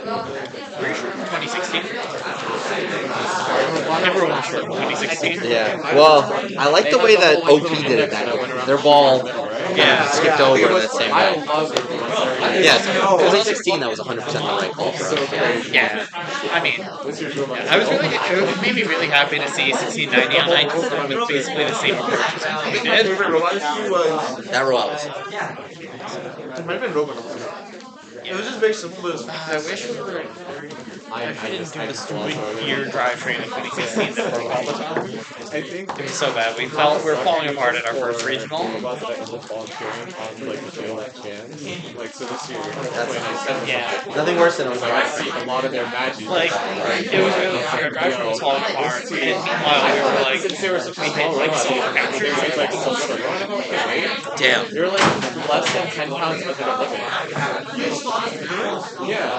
I saw they're like yeah, we were at 116, 117 pounds, and had a small little robot like that. Not like how much are we Yeah, it's cool. But that was so small, it looks like you could just pick it up and like, oh my god.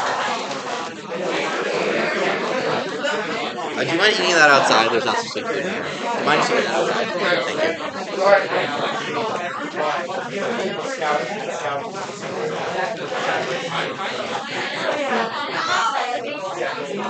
Thank you.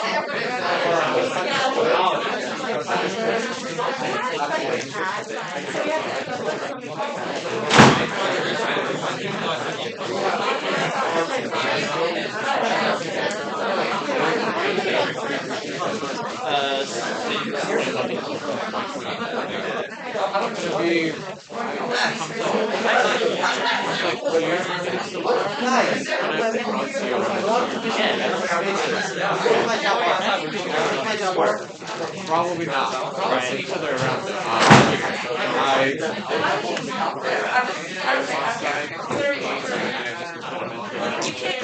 Max, we gotta buy the modules. We gotta buy the modules. I've seen you around. I met your Shaker while I was in college.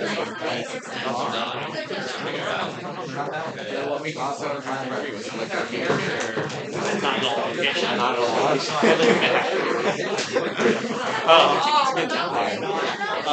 My apartment is around an hour. But like, I work in the there. Big party.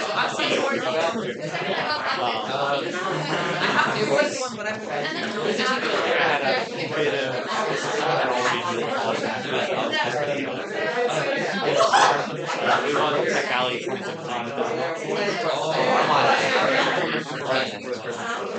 which was 18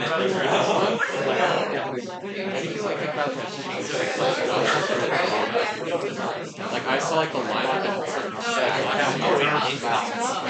and there's also the fact that so there's no Hudson Valley and for the first time in like 6 years, Tech Valley is literally the same we're back. oh, that's Which is while on the Finger Lake team, like 40 and also some bigger I heard, yeah, that was awesome. yeah, trying to get this. Why it was a Monday and Wednesday regional. Like I felt bad actually. I was like those days off. I might consider it going this year, but I already have 3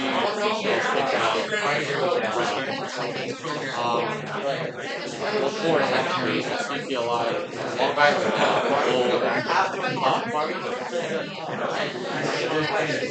it should be different this year.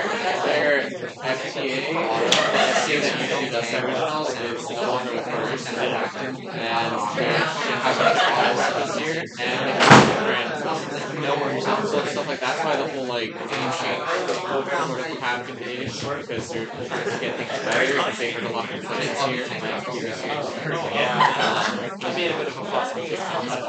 As you should. I remember reading your post just like in the stands. I was sick. I was like, I've never been that angry at an event I was like, everyone was either like confused or angry because they didn't understand what was going on, or angry because they did understand what was going on. They were right there in their face. Yeah. Is it chocolate? Like, what problem is that solving?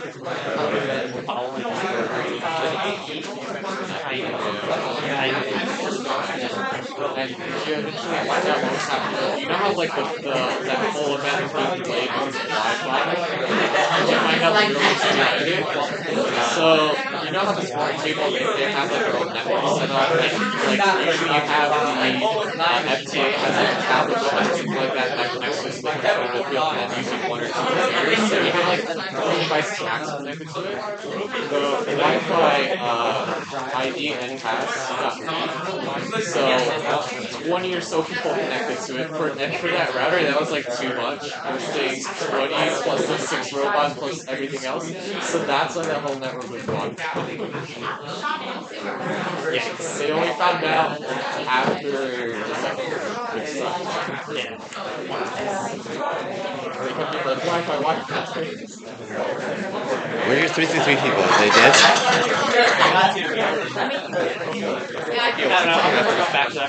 Okay. I'm gonna get started again. We're gonna resume. Hopefully people shuffle back in, but I don't want to run out of time, so I'm going to keep going. So, where did I leave off? Cycles. So, you should, analyze what the cycles are going to look like in the game. So that helps in a number of ways. It gives you an idea of how much scoring will be done, but also like where you should be picking up from, where you should be scoring from. 2022, when we were doing the taped out field, one of the things we noticed was the balls were ending up kind of like on the edge of the tarmac a lot of the time, or like a little bit past that. So we called that the ring, the circle that's formed by the edge of the tarmac. We just called it that the whole season, but I think most teams just called it edge of the tarmac. And our robot was planned around scoring from the edge of the tarmac because of that. The robot was optimized for that. The shooter was prototyped around that. The intake being on the opposite side of the shooter, a big reason why that was done was so that the balls will end up behind where we're shooting. So we shoot, and then we immediately go this way. We're never going forward. We're never turning around, right? Because ideally, you're just going forward and back. Every time you turn, that's an addition to your cycle time. Now, half-field cycles don't double the number of cycles that teams can run in general. So let's say an elite team can do 7 to 8 in a half-field cycle. That doesn't necessarily mean that they'll be doing 14 to 16. I mean, top of the top, maybe. Why do you think that is? That cycle time, even if the distance is like halved, it doesn't get, the number of cycles don't get doubled. So let's say my robot in a certain game, full field cycle, can do 10 cycles, right? And then different game, half field cycle, it can do not 20, but 15. What is it about it? Yeah. I mean, although the spacing does change, the same mechanics, cut ball, intake ball, shoot ball. Yeah, a lot of cycle time is eaten up by the physical intaking of the game piece and the physical outtaking or scoring of the game piece, right? That's a huge chunk of the time. Being able to cut those times is really critical. So that's kind of why that doesn't really work that way. You should also spend some good amount of time on kickoff analyzing the autonomous routines. Like what is the main autonomous task? The autonomous tasks generally look like this. Basic movement, right, will be worth some points, like crossing a line, moving out of a certain space. That'll be worth a set of points. Scoring preloaded game piece, right? That's layer 2 of autonomous, right? You need to do that if you intend to be like an elimination team. You need to be able to score those game pieces in auto. Then there's the next layer, which is pick up the extra game piece that's on the floor. Score that one too. And then there's like the elite layer, which is do the maximum possible thing you can do. In this previous game, it was the 5-ball autonomous, scoring your one, picking up the one behind you over here, scoring the one over there, and picking up the one in front of the human player and from the human player. That was the kind of elite autonomous. So take a look at that, figure out what your team is capable of, and design your robot around it. Yeah? What team was it that was shooting? I watched it at Brunswick, I think. Some team took their ball and threw it into another team's robot during autonomous. Krypton Cougars did that to us. They threw the ball into us. Which are in most not allowed really in the game because that human player usually have a game piece. But it was really clever by them to do that because their human player suddenly had a game piece. And then the next match we actually did that on the other side. Our human player knocked off their ball. It was pretty clever. I got pretty heated when I saw it, but then I was like, dang, that's clever. Yeah. So analyzing these things is important because it'll influence the shape of your robot. Usually, I think like always, the game is just heavily weighted towards autonomous. Autonomous is worth double. There might be a ranking point associated with an autonomous task. So designing your robot around being able to do those layers of autonomous is really important. One of the reasons we shot and picked up on opposite sides of our robot was so that we could do that 5-ball autonomous. One of the things we decided, like on the first day of build season, was we wanted to build a robot capable of that, and being able to shoot and pick up on opposite sides was really helpful for it. Being able to shoot and pick up, or being able to score and pick up on opposite sides is very often a helpful thing. Not always. So it should be like it should be a stage in your kickoff analysis. Like, is this helpful to auto task, to teleop tasks? generally what ends up happening when this discussion happens about picking up on and scoring on opposite sides is someone will say that's difficult to drive. They're wrong. It's not. You kind of have to just squash that because it leads you down like just a speculative path. And it's like, if it's valuable in the game, the best teams in the world will be doing it. And I'd say, teams that are alliance captains will be doing it because it's going to make everything they do so much easier. So like, I think 2022 especially, being able to pick up and score on opposite sides of your robot was very important. And a lot of teams that did not do that made their jobs harder. And autonomous, I see far too many teams shoot, turn around, pick up the ball, turn around, shoot. And then for some reason, all of their autonomous routines did that. Even if they shot one ball, they would do like turn around, move, turn back around, then shoot. And it's like they weren't aligned up with the goal anymore. Instead, they could have just shot, backed up, pick a ball, still pointed at the goal, shot again. You don't even need computer vision to be able to do that, right? I'm just going to close this.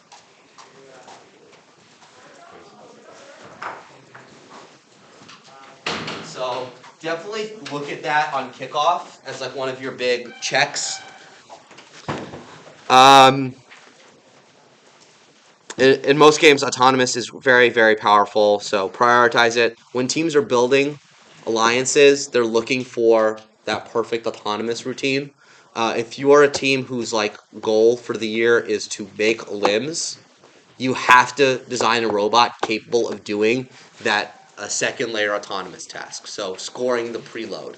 You have to be capable of that, or it's going to be incredibly difficult to make eliminations. Like I can't think of the last game where that wasn't like a baseline thing for making eliminations at the regional level. And make a priority list. Every year at kickoff, we make a priority list. This isn't a priority list of robot mechanisms. This is a priority list of robot functionality.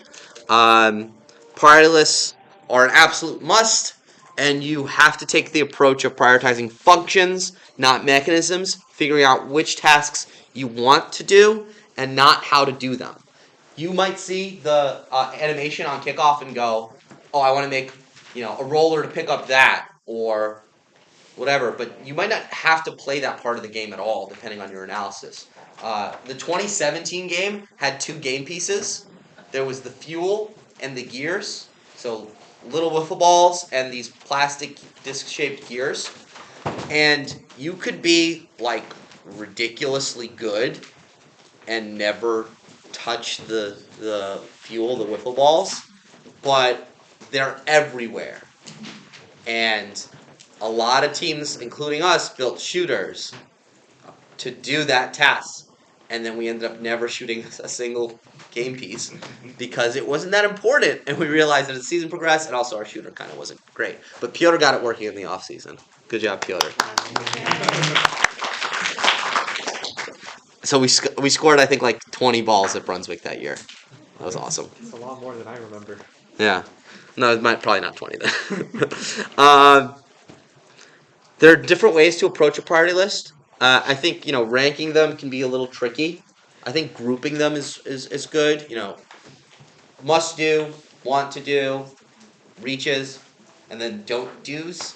As you prototype, you're going to adjust your priority list because, day one, you'll have an idea of how hard some tasks are, but as you progress through prototyping, you'll realize some tasks were harder than you thought, some tasks are significantly easier than you thought, and this will reshuffle your priority list. Your priority list should really be finalized around like the end of prototyping, but you should have like it mostly done the first or second day.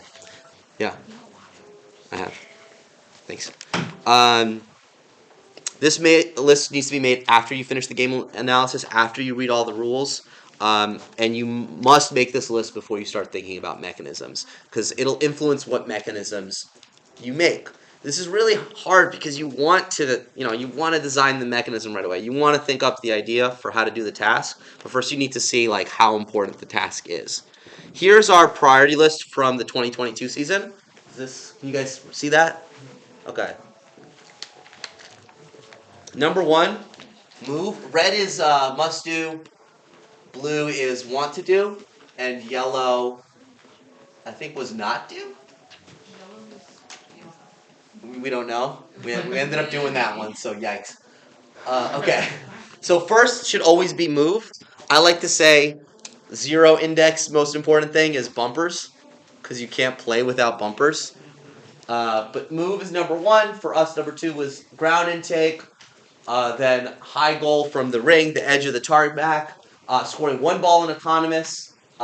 Getting vision working.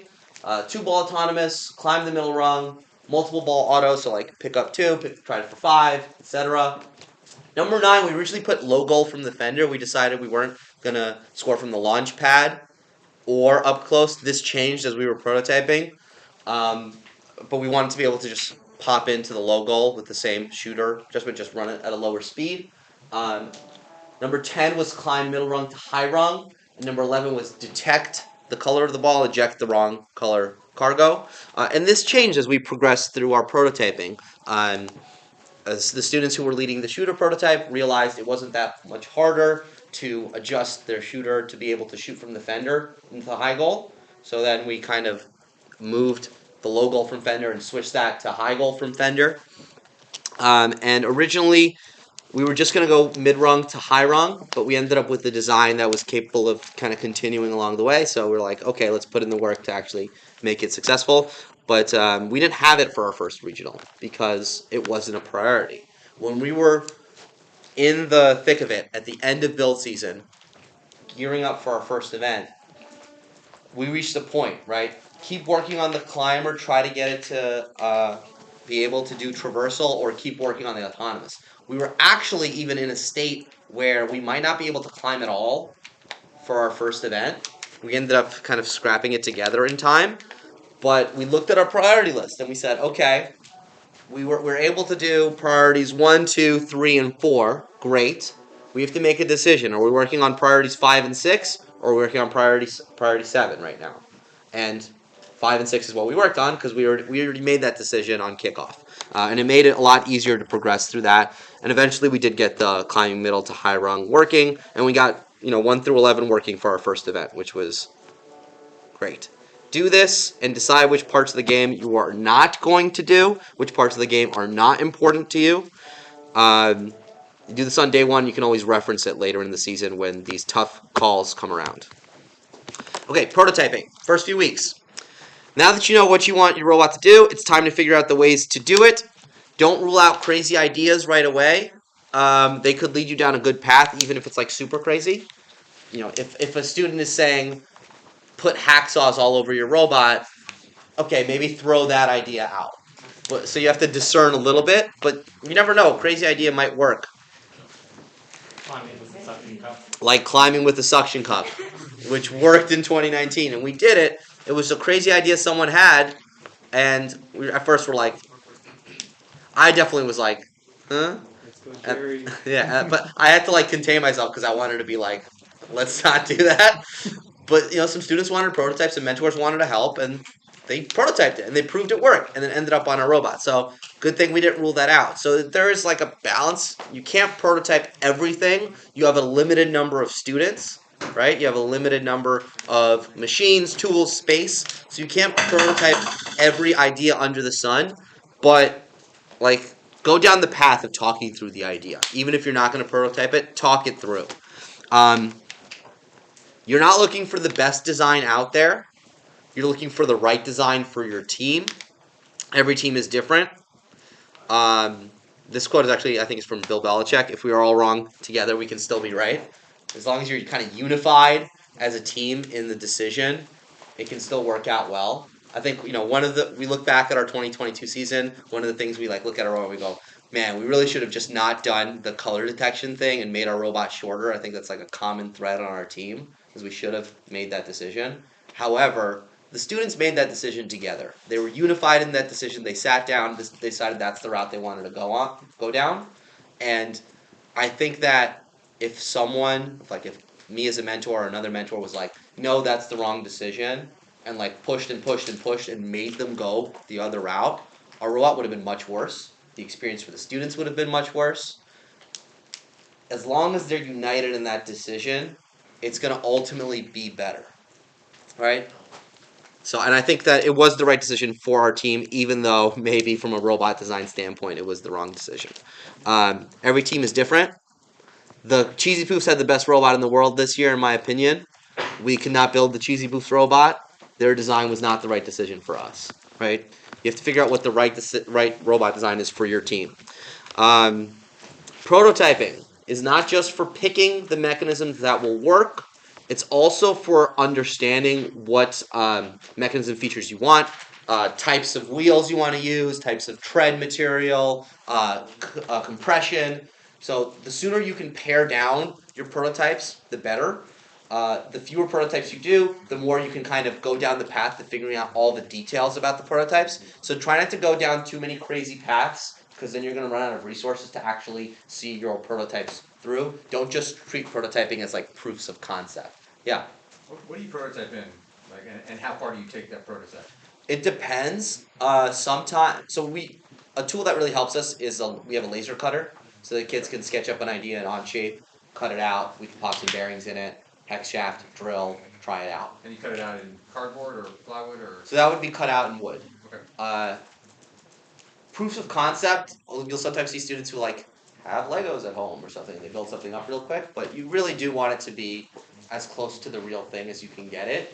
So, but you can't take forever doing it. So there's a balance. Machines that really help do that quickly, a laser cutter for prototyping, I think is like a must. But if you don't have that, drill a couple holes in some wood, put a shaft through and run it. Like it'll spin, it'll have wheels on it, it'll work, right? You can mock up an intake and some details pretty fast. For our shooter prototype this year, Max, you laser cut plates. So you basically laser cut a shooter, like plates. It like rattled itself to pieces pretty quickly. But he had like the mounting holes for the motor and everything. He was able to try out different compressions, different wheel materials. He made certain things adjustable so he could figure out what compression was right. And it was janky, but we learned a lot from it, and it was a great starting point for our robot. Did a similar thing for the intake, conveyor. We like mocked up with just 2x4s and some holes. Oh, also if you have access to a 3D printer, there are these things called height blocks that are available on Chief Delphi. That I think Justin released those, right? I don't know. So Team 5254 was the one who released those a couple of years ago. Those are great because you can just mount them to 2x1 or 1x1, and they have bearing holes. So you can just kind of like you just have like a thing you can clamp onto a piece of 1x1, clamp it in place, and then you have a roller. So those are really, really great. Okay. Also, rollers are usually the answer. Just like start there. If you're not sure, just start with rollers. Especially if it's in like picking up a game piece, rollers are usually the way to do it. Even when you don't think they're the way to do it, they are the way to do it. In 2019, there was like this disc with a hole in the middle, and me and a few students stared at that thing for days trying to figure out how to pick it up with a roller. And we came up with a way to pick it off the ground with a roller, and it was kind of sketch and didn't work great. The ultimate way to do it was to pick it up like in the middle of the disc with two wheels like sandwiched against each other. 973 released that, and then like everyone copied it. It was awesome. Rollers are usually the answer. Sometimes they're even the answer for endgame. Sometimes you can shoot a game piece that you don't think you could shoot. In 2018, Team 610 had a shooter for those power cubes, which was probably not the best design. That robot was awesome. 2014, Team 254, we had these big aerobics balls. And so everyone built a catapult to launch them into a goal. Team 254 built a shooter for these big aerobics balls. And it was crazy accurate, crazy consistent. It was the best robot in the world. And it was so simple. Because building a shooter, it's just a roller. It spins really fast, but it's ultimately just a roller. So start with rollers whenever you're thinking about the game piece, picking it up. Sometimes it's useful to be able to just drop the game piece. Like having like a roller claw can be useful. If it's like a pick and place game where you have to pick up an inner tube and score it somewhere. Roller to pick it up, but maybe the roller claw separates is often a very popular technique. Monitor RI3D. Can someone, while I drink water, tell us what RI3D is? Yes, what's RI3D? Robot in 3 days. So a bunch of mentors or alumni will come together and they'll design and build a robot in 3 days, and they'll release it on YouTube to show that it can be done. Yeah, and these are really, really fantastic because they will give you not only ideas, but starting points for your prototypes, because they'll release what dimensions they have for, let's say, an intake, and then you can use that as your starting point for your intake before you build anything. So monitor these closely for sure. There's also Open Alliance, which are a few teams. They make blog posts and share CAD that are really, really helpful as you progress through your season. Spectrum 3847, they have a really good Open Alliance blog that I personally like to monitor at the start of the year, and their designs usually get copied by a lot of teams. 118 also releases an EveryBot, which is really great. Yeah, Brian. I was gonna say one nice thing, a caveat to keep watch out for with Robot in 3 days is a lot of the time some of the strategic analysis can be a little half-baked because they're trying to get this all done in 3 days. So like as far as copying whole robots, usually not the best idea, but there are a lot of individual like good mechanism ideas that come out of it. And the Open Alliance teams, that's a really good resource because if you have a question about it, you can just like post on their thread saying, hey, why did you do this way? Or what if you did it this way? And most of them are like really nice and will actually chat with you about it. Yeah, and like I think back to the 2020 EveryBot, that climber was like every team should have just had that climber. Like that was the climber, honestly, and it was just on EveryBot. It took like nothing to make. Our climber was essentially that in a lot of ways. Okay, trade-offs. The jack of all trades is the master of none. You have to decide what tasks you're going to do. This is difficult. You can't and shouldn't do everything. A lot of people will say to you, well, we have to do that if we want to reach our goals. It's usually not true. I mentioned them earlier, Team 973, 2019, 2020, 22. They made huge trade-offs each of those years, and each of those years their robot was awesome. World champs in 2019, 2020, I could have easily seen them making it to Einstein if COVID hadn't happened. 2022, they made it to Einstein. They made big trade-offs on their robot. Not being able to reach certain heights, not being able to pick up game pieces off the ground in 2019, 2022, not being able to reach the traversal bar, and they were still really, really awesome. Remember that you have partners. You don't have to do everything in order to win competitions. Think about how you fit in with other teams that you've determined you'll see through your game analysis. Every additional task you decide to do will come at the cost of your other mechanisms or worse, programming and practice time. These matches are won and lost in autonomous. One last thing I'll say about this quote. Does anyone know the rest of this quote? Because a lot of FRC mentors like to use this quote, but this quote keeps going. It's the jack of all trades is the master of none, but better than the yeah, it's better. The jack of all trades is better than the master of one. Right. The jack of all trades is the master of none, but better than the master of one. Don't over-limit your robot. Don't go too far with this. We did that in 2015.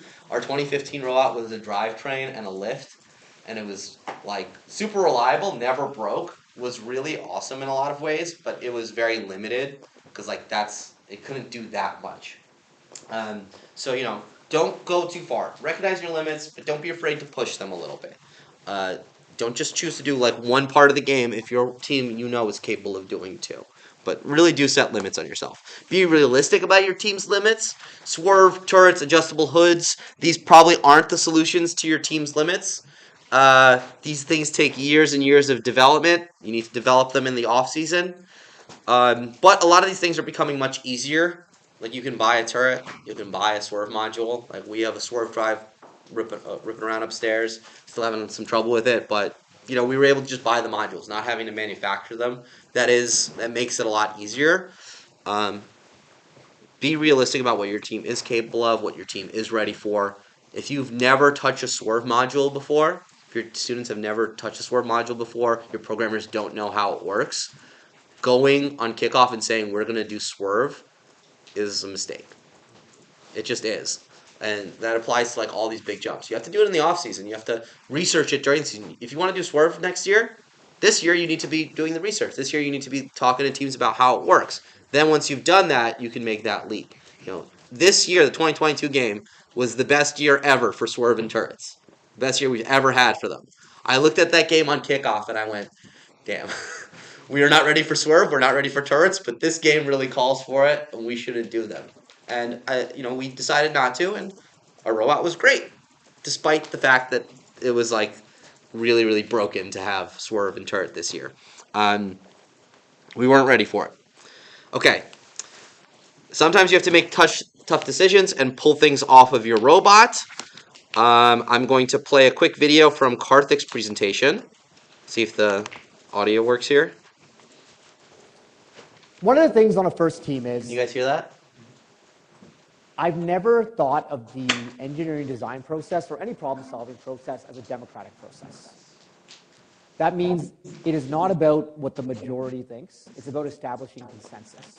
And so if you were a team and you've come up with a priority list, hopefully you've achieved consensus by going through that process.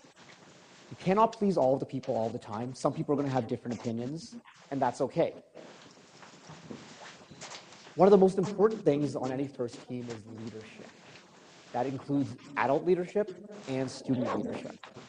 And the leaders on your team need to be the people who are respected the most and who can help drive consensus and who can help rally the team when consensus isn't achieved. And it happens a lot where the team will be working towards objectives and end of the season's coming and you have to make a decision. And leadership will make a hard decision. And they'll say, we are abandoning priorities number 5 and 6. We need to focus on 3 and 4 right now. 1 and 2 are done. Good job. But we need to focus on 3 and 4. And the students who may have been in charge of 5 and 6 are going to be incredibly disappointed. It's totally understandable. They're passionate. They love this stuff. They've been working on it since January. This is their concept. A lot of people ask me what the biggest takeaway coolest thing that 11-14 students learn that other students don't. And I will say that 11-14 students are the best at throwing away good ideas for better ideas. And if you could see the junkyard of prototypes or junkyard of robots. I'll just pause it there. Again, highly recommend watching that. But sometimes you have to make those tough decisions, and it can be really difficult. I think it's really important that it comes from the student leaders, like Karthik said there. As part of being a leader, it is a big part of being a leader is to be able to kind of push your team when that kind of thing needs to happen, and it's really tough. And those of us who've done this for a long time have seen moments like this where a student has worked really hard on a mechanism and it can't go on the robot because there just isn't the time or it's just not working out, and that's really tough. Sometimes I'm personally pretty stubborn about this. Like when this happens, I will literally just go and work with that kid until we get it on the robot, which is like what happened with our 2020 bot. Like we were not going to do the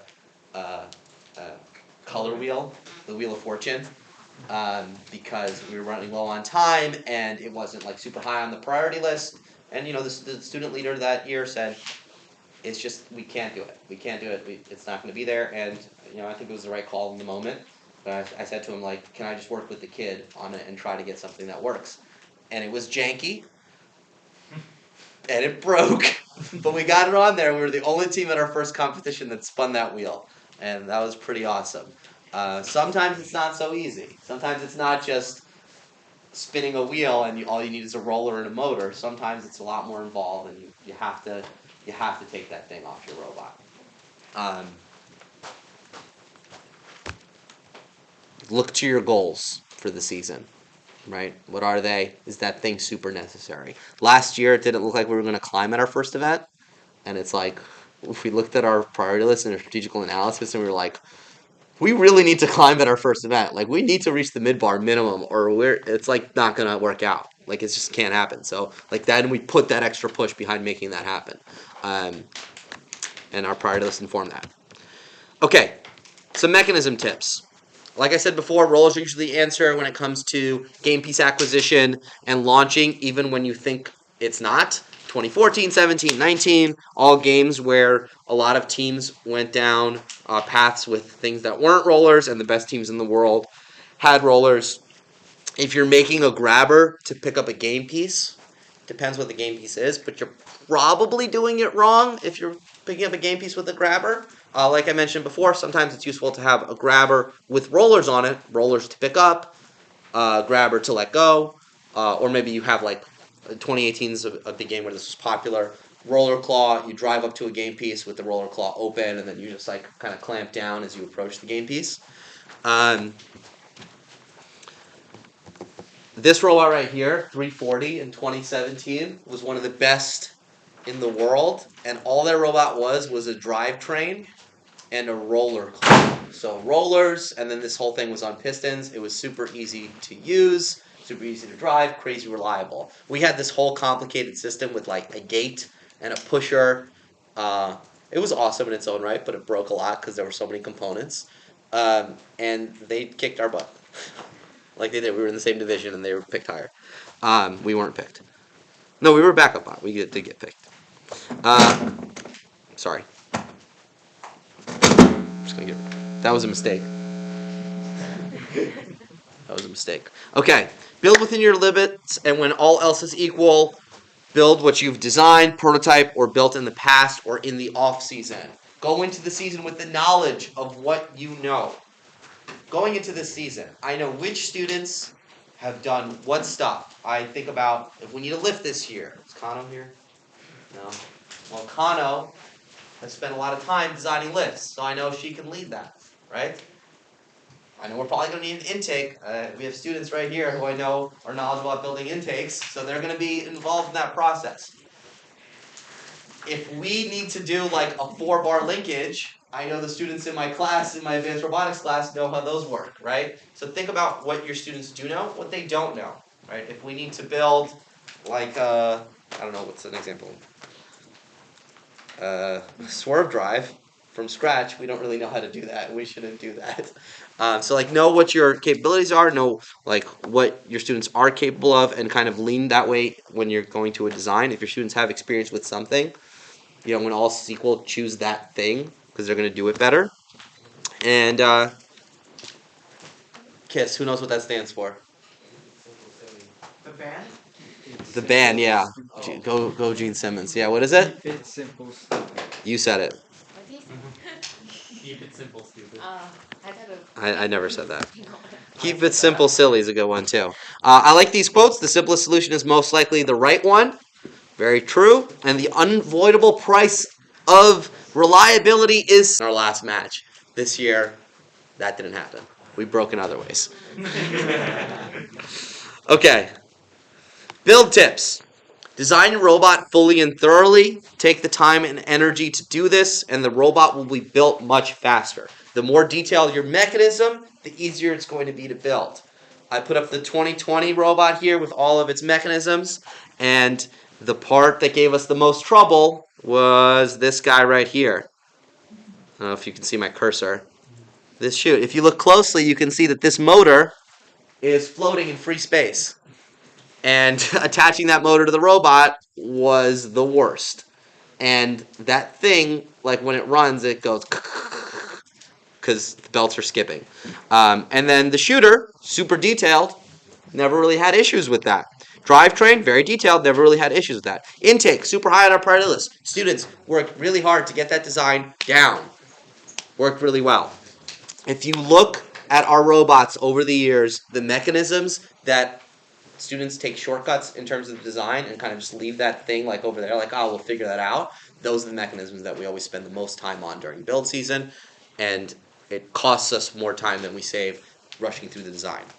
Design with modularity and repairs in mind. So that's making swaps quickly and easily, like if a mechanism breaks, being able to put on a spare, but also being able to iterate, making a newer version of an intake, making a newer version of a climber or an acquisition mechanism or a shooter, making that swap really easy. You have to think about like what things you intend to keep on that robot for good and what things you intend to improve throughout the season. So like if you intend to make improvements to your intake and totally swap it throughout the year, making an intake that you have to take your robot apart to remove, not a good idea. So like design with that in mind. And remember, your robot is not finished until the last match you play at your final off season. Keep on improving it. Keep on making it better. Keep on making it more durable. Okay, we're doing great on time. Autonomous and driver practice. This takes up a lot of time. Give the people who do this work the time to do their work. You need to give them this time. It's super tempting to not give them this time. You need to give them this time. Build spares and iterate designs while they work. So let's go through simulation of a season. Week 6, week 5, you've built the robot. It's zipping around. You give it the software and the drivers. They're practicing with it, right? Engineers, deep breath. You did it. Robot's zipping around. Make spares. Make spares. And think about how you can improve your designs while they're working. What's going to happen as your robot's driving around the first few hours? What's going to happen to it? Anyone? What's going to happen? It's going to break, right? It's going to break down. You're going to have time to make repairs to it, right? And that's when you'll swap on stuff and make improvements and add on other mechanisms. So like let's say climber's low on your priority list, but you've got your intake done, your shooter done. Get the robot zipping around. Learn what you can improve while the climber keeps getting worked on. And then when something breaks and the climber's ready, you can put it on there. Try to get the robot to the software people as soon as you can. Make repairs happen quickly and get them more time. Remember, it's a team. It's not just the engineering team. It's a team. You have software team as well. Give them the chance to work on the stuff that they have created as well. Drivers do not need the new bot to practice. If you just have an old robot or an old drivetrain, give them that and get them practicing. A resource I like to use for our drivers is this drive manual that 2168 put out like a long time ago. I want to say like 2012, 2011 they put it out. And like a lot of teams use this. It's gone. It's really... What is happening? Did I make it worse? Oh, God. Sam, what did I do? Don't touch it. But, okay. Stop. All right. Don't even look at it. Okay. I'll look here. So 2168's driver's manual, it has a lot of crazy stuff in there, like forcing your drivers to run miles. So maybe skip that part. But there are drills in there that are really excellent. And actually the at-home challenges, where they had you do like certain timed driving routes, are in a lot of ways just the 2168 drills. And I think that the people who designed those challenges just took them from 2168's drive manual. You can also use those. They're good as well. Okay. Competition. Any questions before I jump to competition? Okay, competition. Broken down into 3 days generally: practice day, qualification day, playoffs. Practice creates confidence. Confidence empowers you. Use practice day to practice. You can usually figure out who's going to win a regional or a district event on practice day because they're out there. And they're not figuring out if their robot works. They are practicing. They are making sure their autonomous works to the field they're on. The teams that win the events are usually the ones playing 6 to 10 practice matches. I don't think I ever remember seeing a team play like 10 practice matches and miss eliminations because they're ready. Now, you should be one of those teams. Use practice day to tune to the field and get your drivers confident, not to finish your robot and not for like updating the Rio or like whatever else. Make sure you configure your radio as soon as you get there, that you don't waste a practice match like that. Practice day should not be used to figure out if your bot works. It is to get acclimated to the field and build confidence on your drive team. For your drive team, I cannot stress this enough, how much it helps the drivers to get those matches on the practice day. Like, your drivers, if they get 6 to 10 matches, they're going to come out for qualification match 1 with swagger. They're going to come out there and they're going to feel great and they're going to perform better. And your autonomous is going to work. Okay. One more thing about practice day. I think I have this in a later slide, but the way it works at practice day, there's 2 layers of inspection. One is like just weighed and make sure your robot's like quote unquote legal-ish. And if you do that, you can play your scheduled practice matches.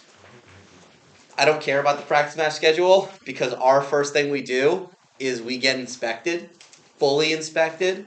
Once you get fully inspected, you can go on what's called the filler line, and you can just hop in to any available slot.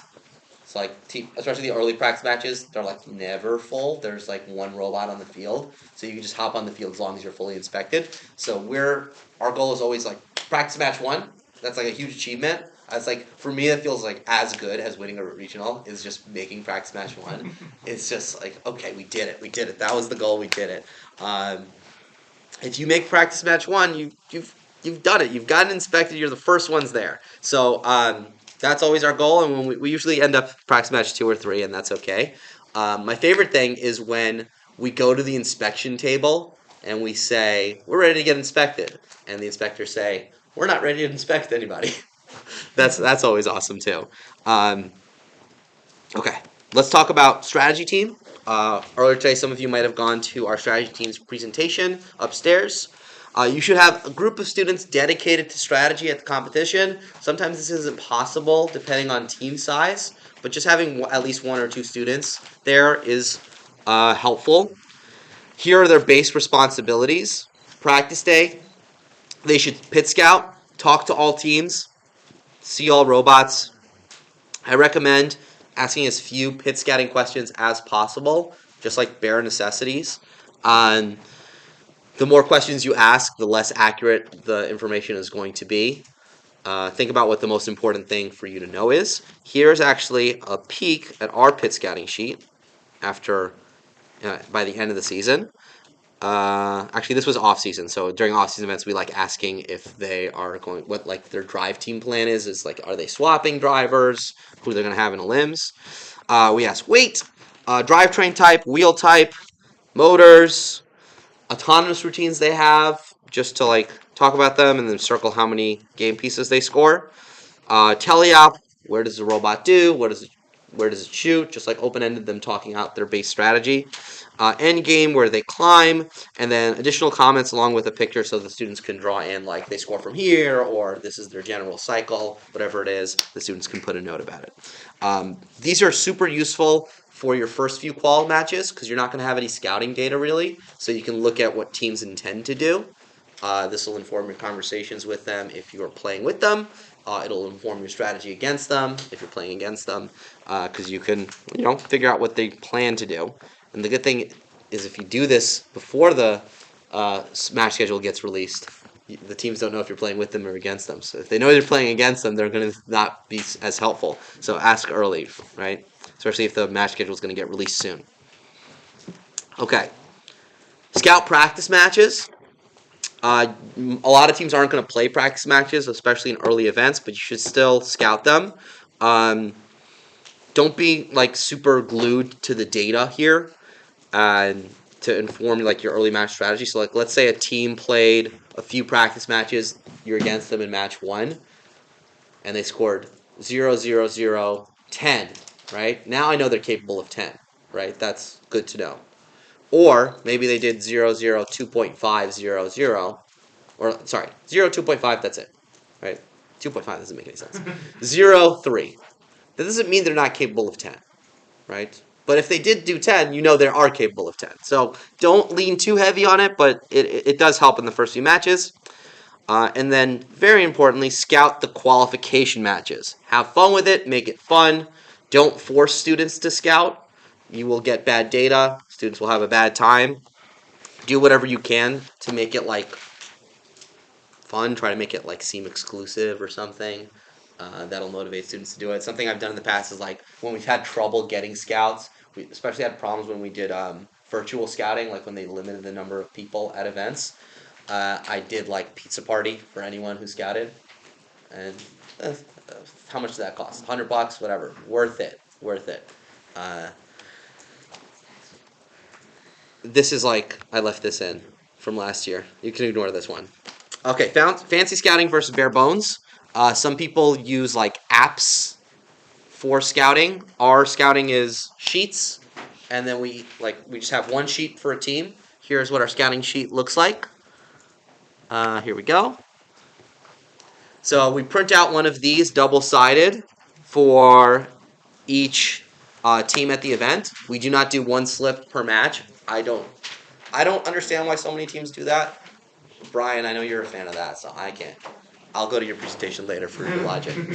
Okay, but I like one sheet per team, right? You can look at the sheet. You have a summary of exactly what they're doing, and then what we'll do is, as the sheets get put back in the binder when a team finishes a match, students will be entering the data into a spreadsheet, so we can look at that. And we like to leave as much room for comments as we can, because that's when like qualitative stuff comes into play. Let me show you what the data sheet looks like. So it's just essentially each sheet has a tab for each team. And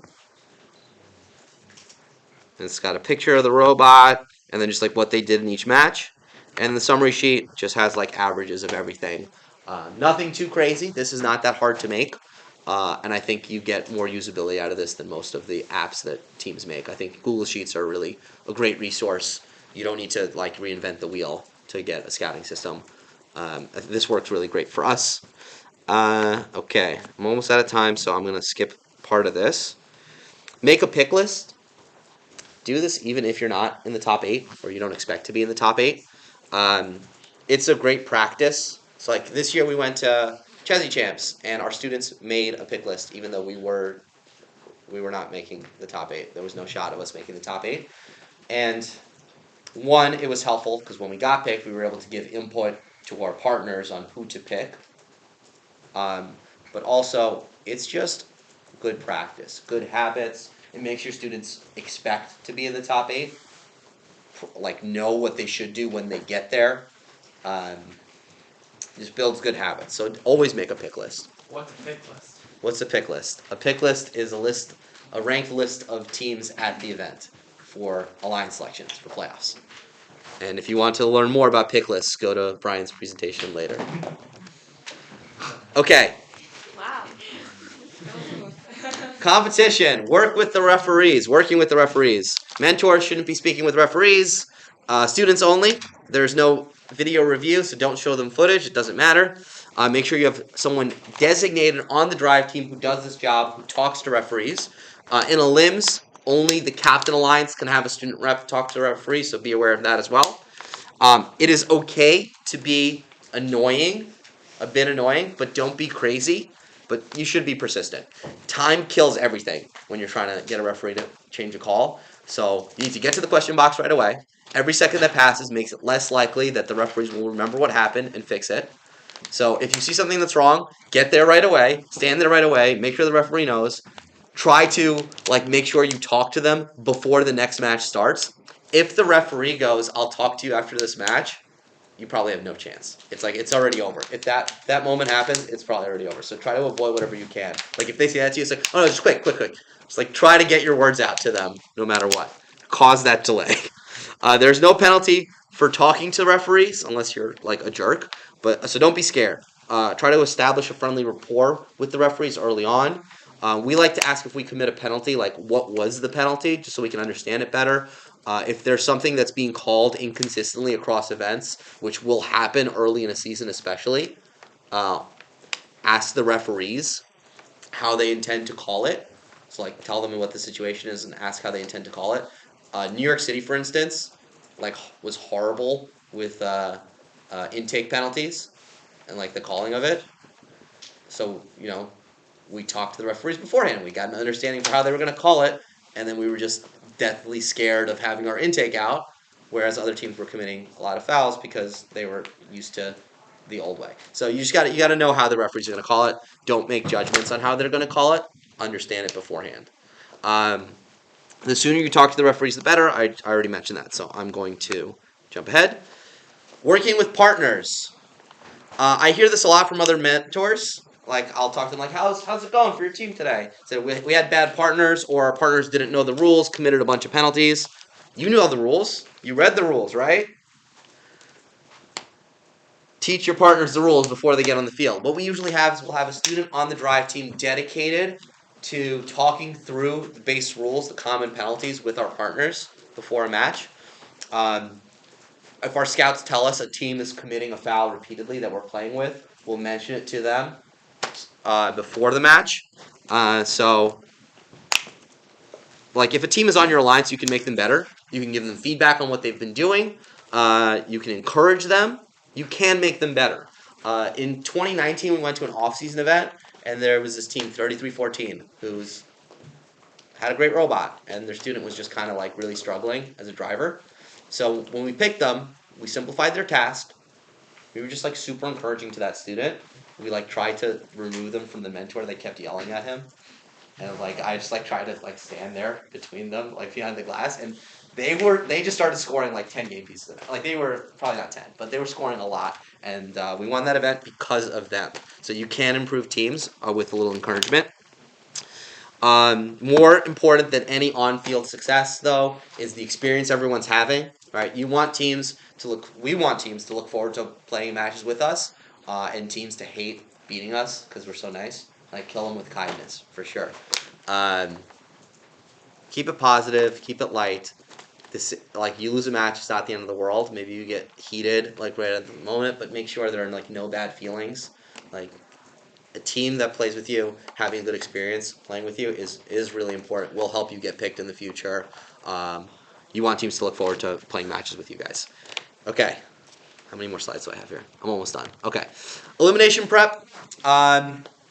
Know the bracket rules. We have new bracket rules this year. Make sure you know them. Don't get snuck up on by them. I have to study them, actually.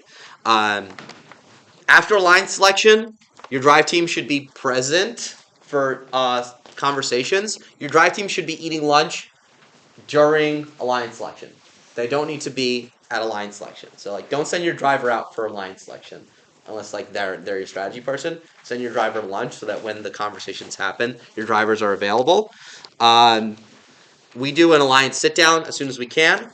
Something I always do is I like to establish an honest system with our partners. So I'll say everything that's been going wrong with our robot, everything that's been going right, and then we kind of go in a circle, just talk about it. You know, have a team say, you know, we've been good at this. This is where we excel. We struggle with this. We struggle seeing when our robot's over there and we're in this driver station. This is what I think we're best at. You know, that kind of conversation will lead you to picking the right strategy for your alliance. So we always start there. Know the timeout rules. There's a window for timeouts. 2 minutes after the match before yours, you have to call your timeout. Sometimes the timeouts are pretty much useless. Like, let's say finals match 1 happens. You're in the finals, right? Finals match 1 happens. You call a timeout. There's a 6-minute cooldown period. That timeout is worth an extra 2 minutes. That's it. That's all the timeout is worth. But if you're in, like, one of the early matches, right? Like, not quarterfinals anymore, whatever. First elimination bracket round. A timeout, when there isn't a cooldown period, is 6 minutes. So it's longer earlier on. So just make sure you know these rules. Study and discuss each alliance as you progress through the bracket. Make sure you know like a strategy for when you're facing someone. Okay, final tips. Do a game manual review before your first competition and make sure to monitor the Q&A. At regionals, if your students are traveling, taking the train to an event, do wake-up calls in the morning to make sure people don't oversleep. We've all had our software person oversleep or whatever, and then you can't work on something because they're not there. Get there early and get good seats in the stands. Get inspected immediately. Pre-match checklists. Wait, guys, I have like 30 seconds left. Pre-match checklist. Make a list of stuff you need to check on your robot before each match. Okay? This is our pre-match checklist from 2022. Very important at early competitions. You will catch things that are broken on your robot if you do pre-match checklists. So, systems check, nuts and bolts check, checking that everything is working. You don't want to catch this stuff on the field. You want to catch it in the pits. All this stuff is uploaded. I'm just going to stop here because I'm out of time. There's my contact info if you have questions. I'll also stick around outside if you have questions. Thank you, guys.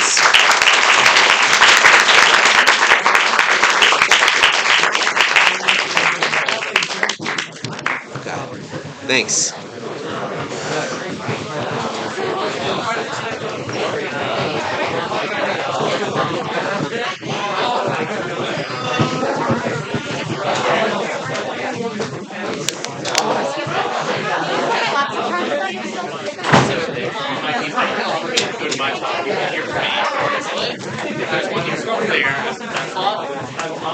Whose computer is this? It's mine. Where's? Am I in this room? Yeah. I don't think so. Wait, no, I don't think so. I'm glad my kid's